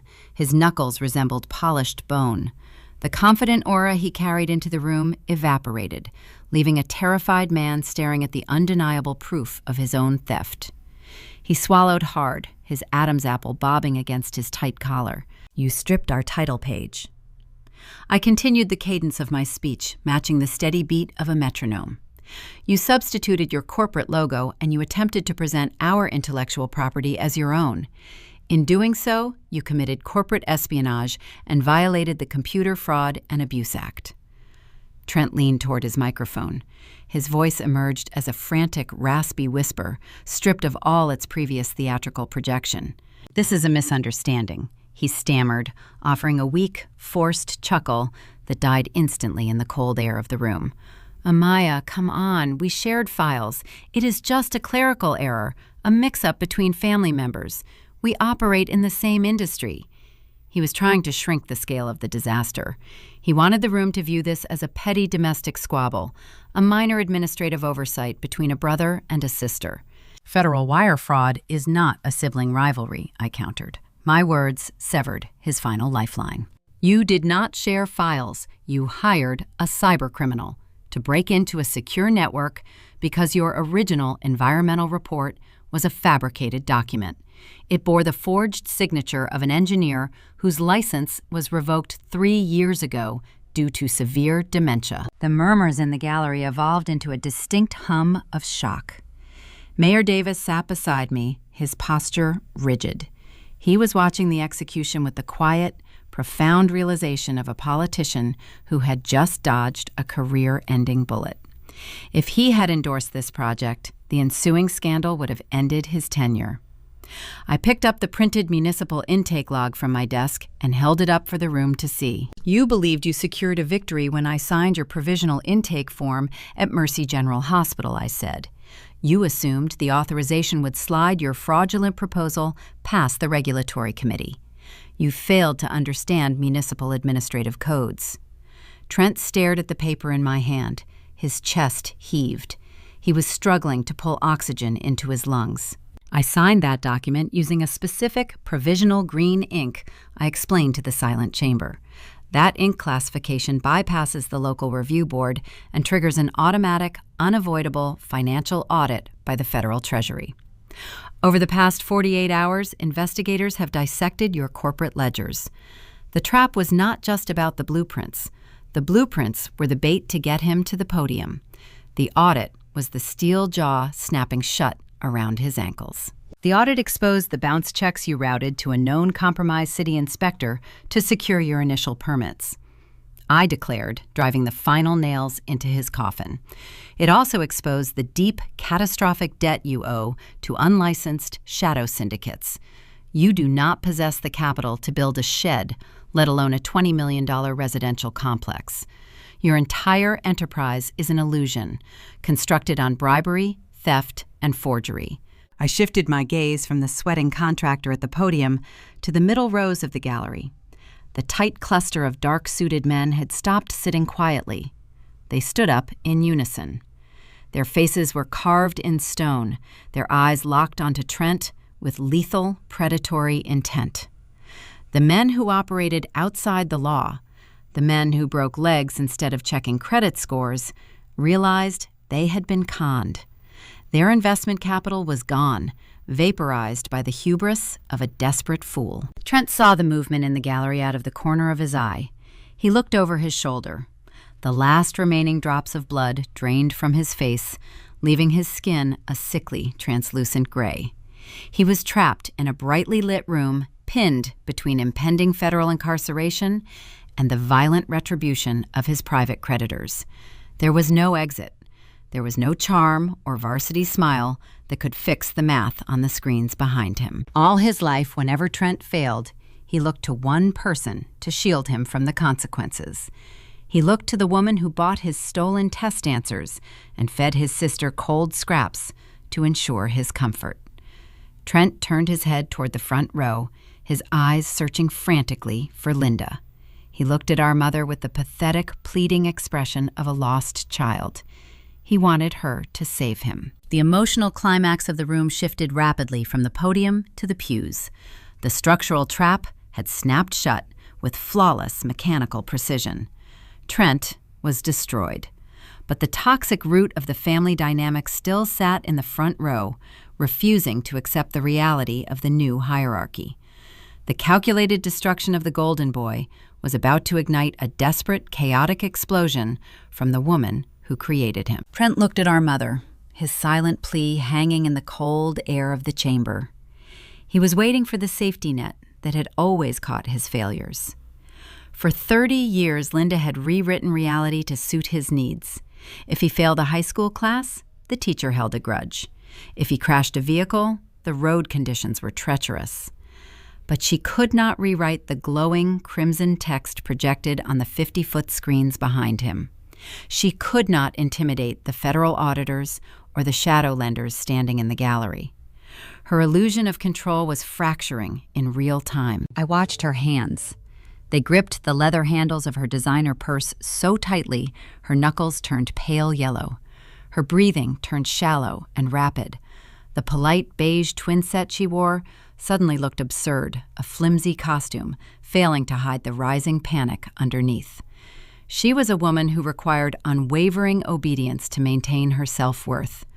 Watching her golden child systematically dismantled by the daughter she had deemed worthless was a psychological short circuit. She could not process the outcome. She did not stand up gracefully. She surged upward, her knees striking the wooden back of the pew in front of her. The sudden movement knocked her heavy purse to the floor, spilling a gold compact, a tube of lipstick, and a ring of keys across the carpet. "Stop it!" Linda shrieked. Her voice was a jagged, auditory spike that pierced the stunned silence of the room. It was not the voice of a concerned parent. It was the feral screech of a cornered predator. She ignored the murmurs of the crowd, pointing a trembling index finger directly at the elevated dais. "You stop this right now," she commanded, taking a step into the center aisle. She bypassed the wooden podium where Trent stood frozen. Her eyes bypassed the mayor. She aimed all her fury at me. "You vindictive, ungrateful brat. You set him up. You planned this whole circus just to humiliate your own blood." In the seat next to her, Kelsey went pale. Kelsey understood the optical currency of the digital age better than anyone in our family. She had spent the last 3 weeks monetizing a fabricated narrative of victimhood, curating a specific aesthetic of a grieving, devoted daughter. Now her own mother was detonating that brand in front of the local media. The dozens of camera lenses pivoting away from the screens were capturing the ugly, unvarnished truth. Kelsey reached up her manicured fingers, grabbing the hem of Linda's tailored jacket, pulling with desperate, frantic energy. "Mom, sit down," Kelsey hissed, her voice caught between a whisper and a sob. "People are filming. You are ruining everything." But Linda was beyond the reach of public relations. She jerked her arm away, tearing the fabric from Kelsey's grip. She stepped further into the aisle, closing the distance between herself and the wooden barricade separating the gallery from the municipal platform. "You think you are so smart sitting up there in your expensive clothes?" Linda yelled, the veins in her neck protruding against her skin. "You think a fancy job title gives you the right to destroy your brother. He is a builder. He creates things. You have always been a vicious, jealous mistake." The press pool was dead silent, save for the mechanical clicking of camera shutters. Reporters held their digital audio recorders high in the air, capturing every toxic syllable. I did not reach for my microphone. I did not attempt to quiet her. A cardinal rule of crisis management dictates that when an adversary is digging their own grave, you never attempt to take away their shovel. I sat perfectly still, allowing her to broadcast her true nature to the world. "After everything I did for you," Linda screamed, her voice cracking under the strain of her own rage. "After I kept a roof over your head, I should have left you in that garage to starve." The words left her mouth and echoed against the vaulted mahogany ceilings. A collective gasp rippled through the gathered audience. Several city council members shifted uncomfortably in their high-backed leather chairs, exchanging alarmed glances. The local journalists leaned in closer, their eyes wide, recognizing the explosive value of the quote. For 12 years, the reality of my childhood had been a private trauma. It was a silent ghost I carried into sterile boardrooms and quiet luxury apartments. I had never spoken of the cold concrete floor, the smell of damp cardboard, or the chipped blue Pyrex dish to my colleagues. My mother had always maintained a pristine, flawless public image, playing the role of the devoted, elegant matriarch to her country club peers. Now, driven to the edge of sanity by the evaporation of her unearned power, she had just confessed her own historical abuse on the unalterable municipal record. She had handed the assembled journalists the exact headline they needed. She had validated the frozen 14-year-old girl inside me in front of 300 witnesses. The heavy chain I had carried for over a decade simply dissolved. In the middle rows, the Shadowlanders did not gasp. They watched the screaming matriarch with cold, detached calculation. They recognized the stench of a bankrupt family trying to shout their way out of a debt. Linda's outburst confirmed everything the crimson watermarks implied. The White family was an insolvent, disorganized mess. The creditors began whispering among themselves, finalizing their extraction strategies. Linda did not realize what she had just confessed. She was blind to the horrified expressions of the crowd surrounding her. She turned her frantic gaze toward the center of the dais. Mayor Davis, she demanded, utilizing a tone usually reserved for disobedient servants. You need to fire her immediately. She is using city resources to carry out a personal family vendetta. She is unstable. You cannot let her block this development. The mayor looked down at the screaming woman. His silver-framed glasses caught the harsh light of the projector. He did not speak. His silence only fueled her hysteria. She turned her furious, shaking finger back toward my face. The delusion required to sustain her reality reached its ultimate peak. You are going to approve those permits, she ordered, her chest heaving with exertion. That wetland belongs to my son. He has the vision. He has the right to build on it. You are nothing. You hear me. You are nothing. The echo of her final word faded into the heavy, chilling air of the chamber. The silence that followed was suffocating. It was the profound stillness of a room waiting for a retaliation. The cameras stayed trained on my face. The reporters waited for me to strike back, to cry, to shout down the woman who had tormented me. I offered her nothing. I did not defend my credentials. I did not shed a single tear. I did not raise my voice to argue against her insults. Arguing would imply we were standing on equal footing. I sat back in my high-backed leather chair. I folded my hands, resting them gently on the polished wood of my desk.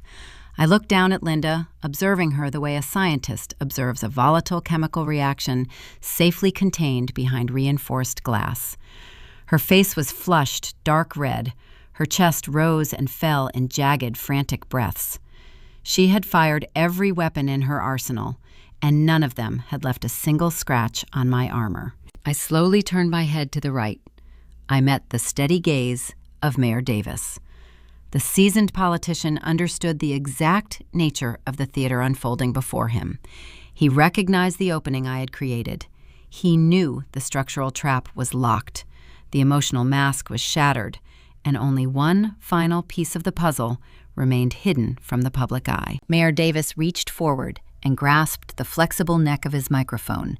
He pulled it a few inches closer to his mouth. He adjusted his silver-framed glasses, his expression morphing into a mask of pure, cold authority. He was preparing to deliver the undeniable death blow to my family's fabricated reality. Mayor Davis leaned forward, resting his forearms on the polished, dark wood of the dais. He adjusted his silver-framed glasses and pulled the flexible neck of the microphone an inch closer to his mouth. The seasoned politician looked down at the hysterical woman in the front row, then shifted his gaze to the terrified contractor gripping the podium. She owns the land, the mayor said. His voice was a low, resonant baritone that carried no inflection. The 4 words dropped into the cavernous chamber like heavy stones falling into a still, dark pond. The ensuing silence was paralyzing. The frantic clicking of camera shutters ceased. The reporters lowered their digital recorders. The entire room held its breath, caught in the sudden vacuum of a paradigm-shifting revelation. Trent stared at the mayor. He shook his head slowly from side to side, his brow furrowed in deep, uncomprehending confusion. He opened his mouth to speak, but his throat was dry. He looked back at the colossal screens displaying the crimson watermarks, then turned his face toward the raised platform. "What are you talking about?" Trent whispered. His voice barely reached the first row of the gallery. "I own the Riverside acreage. I inherited it." Mayor Davis reached into his tailored suit jacket and withdrew a folded manila envelope. He untied the string closure and extracted a single sheet of heavy parchment paper.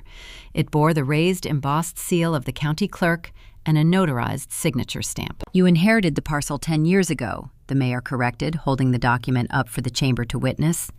"Your grandfather passed away and left a tract of undeveloped eastern marshland to his only grandson." The city property records detail the exact timeline of events. I sat back in my leather chair and watched my brother's face. I knew the history intimately. I had orchestrated it. A decade ago, Trent viewed the swamp inheritance as a burdensome administrative chore. He possessed no vision for urban development at the time. He only cared about immediate, liquid capital. He wanted to purchase a silver German sports car he could not afford. He placed the acreage on a quiet commercial listing, seeking a rapid cash buyout without conducting a proper geological appraisal. A buyer materialized within 48 hours. The mayor continued reading the chronological data from the certified deed. A newly registered private entity offered a fraction of the appraised value. You were eager for the cash. You signed the transfer deeds without hiring independent legal counsel. You took the money, bought a vehicle, and forgot the property existed. Trent gripped the wooden edges of the podium so hard his joints audibly popped. He remembered the transaction. He remembered signing the paperwork in a generic suburban strip mall office to get the wire transfer. He had crashed that silver sports car 3 years later. For the past decade, Mayor Davis stated, his tone turning clinical and severe, the property taxes on the Riverside parcel have been paid in full every January by that same purchasing entity. They hold the exclusive, unencumbered deed to the land you are standing here attempting to develop. Trent swallowed hard. "Who bought it?" he rasped. The mayor looked down at the official county document. The registered entity is a limited liability holding company. The filing name is Cold Workbench Holdings. The words echoed off the mahogany walls. In the front row, Linda stopped breathing. Her rigid posture shattered. Her eyes darted from the mayor to my face, the blue Pyrex dish, the freezing concrete floor, the metal table where I ate her discarded leftovers. The puzzle pieces locked together in her mind with devastating clarity. Trent looked at me. The arrogant swagger was entirely gone, replaced by a hollow, haunting realization. The sole managing director and primary shareholder of Cold Workbench Holdings, the mayor announced, reading the final line of the state registry, is Amaya White. The chamber erupted. The paralyzing silence broke into a chaotic symphony of shocked gasps, furious whispers, and the frantic scribbling of journalists. The dramatic irony resolved into a horrifying, undeniable truth for the man at the podium. Trent had spent the last 18 months soliciting millions of dollars from private equity groups. He had offered the Riverside acreage as prime collateral to secure his hard money loans. He had leveraged the dirt to borrow capital from dangerous men. But he did not possess the deed. He had pledged an asset he legally surrendered 10 years prior. "You committed profound real estate fraud. Mr. White," the mayor declared, his voice rising above the ambient noise of the crowd, "you solicited municipal grants and private investments using land owned by the principal director of urban development. You submitted stolen intellectual property to this council. You endangered the financial integrity of this city." The mayor picked up his wooden gavel. He struck the sound block with a sharp, definitive crack. Effective immediately, the mayor pronounced, "I am formally rescinding the municipal commercial contracting license for White Contracting. Your business operations within the Twin Cities jurisdiction are permanently terminated." The structural trap sprang fully shut. Trent was legally and financially ruined. His company was dead. The land he needed to survive belonged to the sister he tormented. But the systemic consequences were not finished. Mayor Davis looked past the podium and directed his gaze to the heavy oak doors at the back of the chamber. He offered a single, solemn nod. The wooden doors swung open. 2 men wearing unremarkable gray suits walked down the center aisle. They moved with a purposeful, synchronized stride. Silver badges hung from chains clipped to their leather belts. They were senior investigators from the State Attorney General office. The crowd parted for them. The journalists stepped back, clearing a direct path to the front of the room. The shadow lenders sitting in the middle pews watched the approaching law enforcement agents with cold, calculated detachment. The loan sharks knew their investment was vaporized, but they also knew a man in federal custody was out of their physical reach. Trent was a dead man walking in the criminal underworld, and, ironically, the concrete walls of a penitentiary were the only barrier keeping him breathing. The 2 investigators reached the wooden barricade. They bypassed the swinging gate and stepped directly up to the podium. Trent White, the lead investigator, said. His voice was flat and authoritative. "You are under arrest for suspicion of federal wire fraud, corporate espionage, and the bribery of a municipal official. Turn around and place your hands behind your back." Trent did not fight. The defiance and the arrogance were drained from his body, leaving a hollow, trembling shell. He turned around slowly. He placed his wrists together behind his lower back. The metallic click of the steel handcuffs locking into place echoed sharply over the digital broadcast feed. The flashing bulbs of the press cameras illuminated his pale, defeated face. The flashy navy suit suddenly looked like a cheap, tragic costume. In the front row, the final emotional collapse unfolded. Kelsey was staring at her smartphone screen with wide, terrified eyes.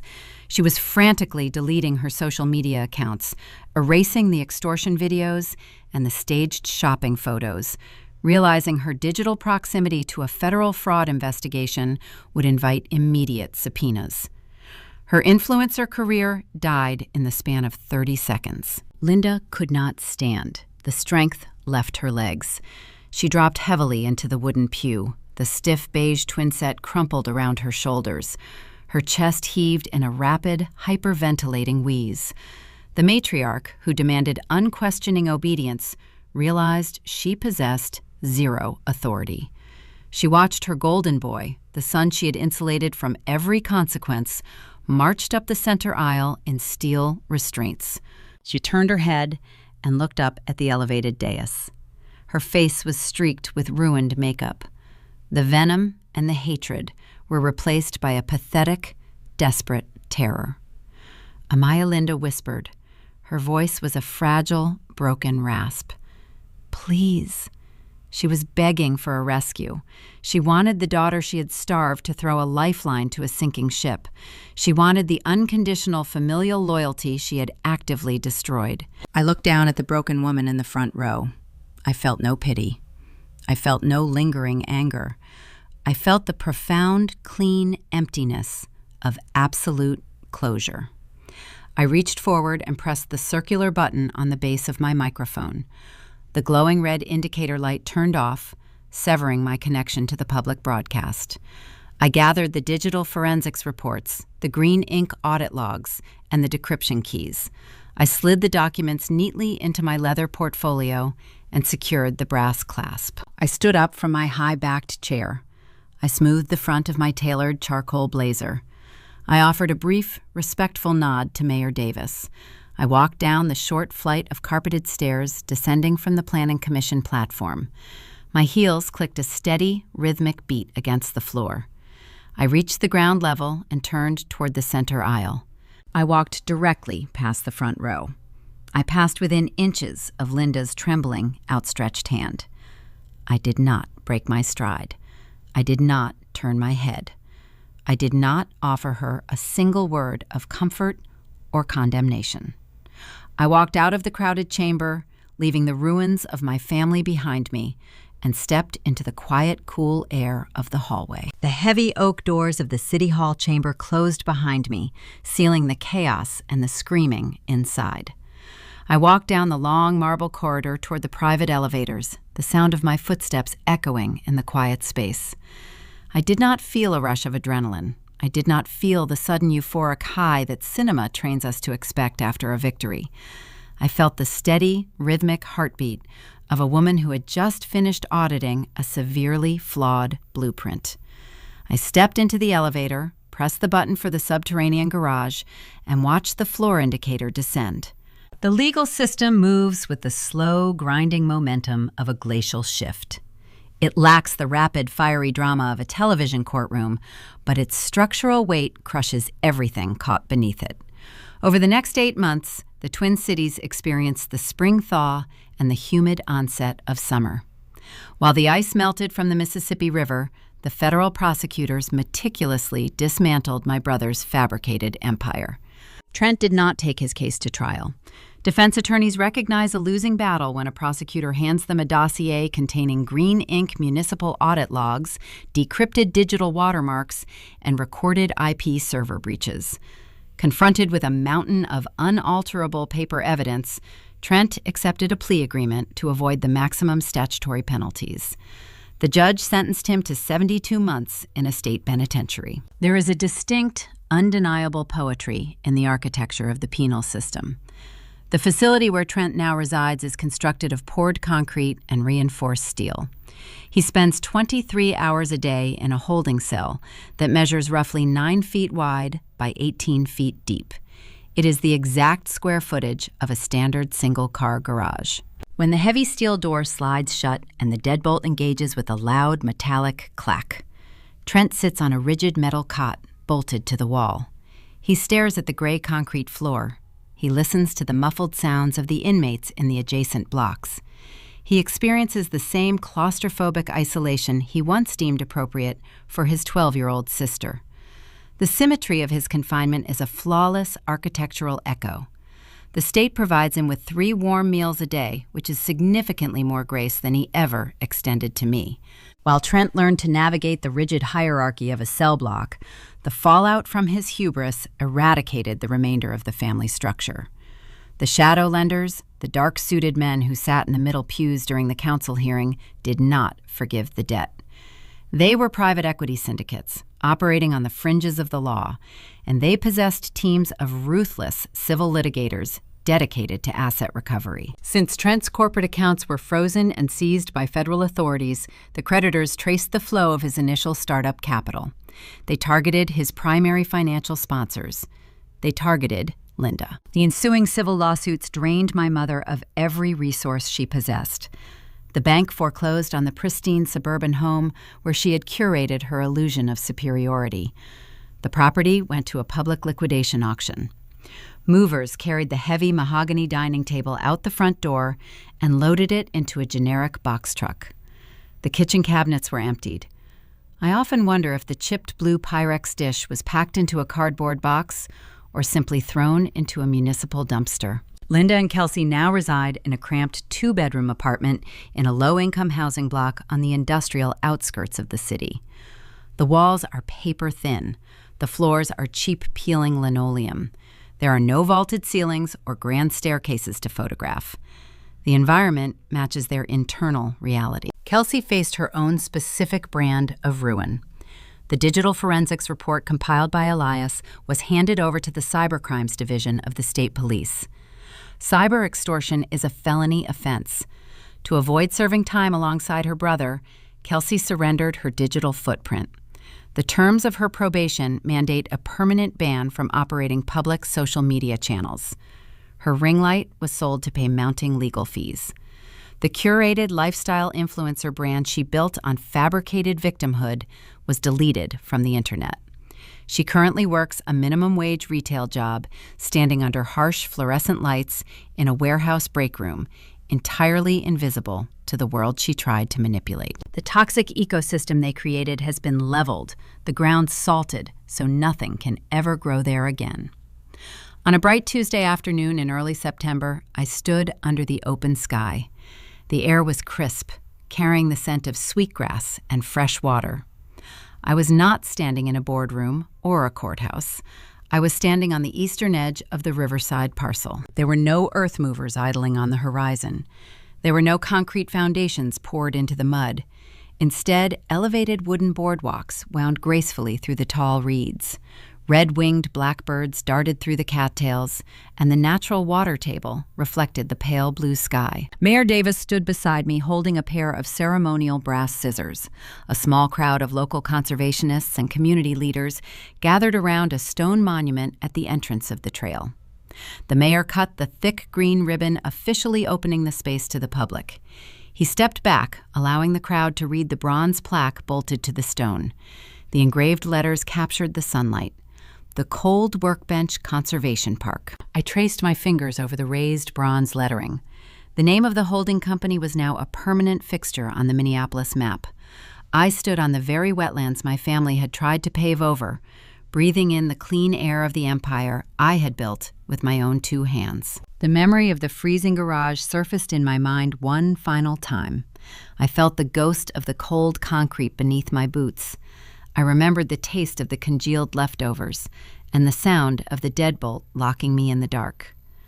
But the memory held no weight. The ghost was banished. The trauma had been metabolized, converted into the fuel required to construct a life they could never touch. I looked out over the thriving ecosystem, a space protected in perpetuity, and I felt a profound, unwavering peace. Welcome to the end of the story. If you are listening to this from your car, your kitchen, or your own corner office, I want you to remember the architecture of this resolution. Society trains us to believe that standing up for ourselves requires shouting. We are taught that achieving closure means demanding an apology from the people who broke us. We are conditioned to seek dramatic, tearful confrontations. That is a lie designed to keep you engaged in a game you can never win. Abusers do not possess the capacity for genuine remorse. When you scream at them, you validate their importance. You hand them the emotional currency they crave. The best revenge is never loud. Silence is not a sign of weakness or submission. Silence is a workspace. It is the quiet, sterile laboratory where you draft your blueprints, gather your receipts, and fortify your foundation. The most devastating response to cruelty is clinical, methodical success. Do not try to convince toxic people that they are wrong. Do not try to reason with individuals who weaponize your shared history. Take a step back. Observe their desperate need for control. Let them rely on their unearned entitlement. Hand them the shovel and let them dig their own graves in the bright light of day. Just make sure you are the one holding the deed to the cemetery. If a family member ever made you feel like you were nothing more than a receptacle for their leftover scraps, take this narrative as your permission to walk out the door and start building your own table. Share this story with someone who needs to hear it today. Drop a comment below, hit that subscribe button, and above all else, protect your peace. I will see you in the next one.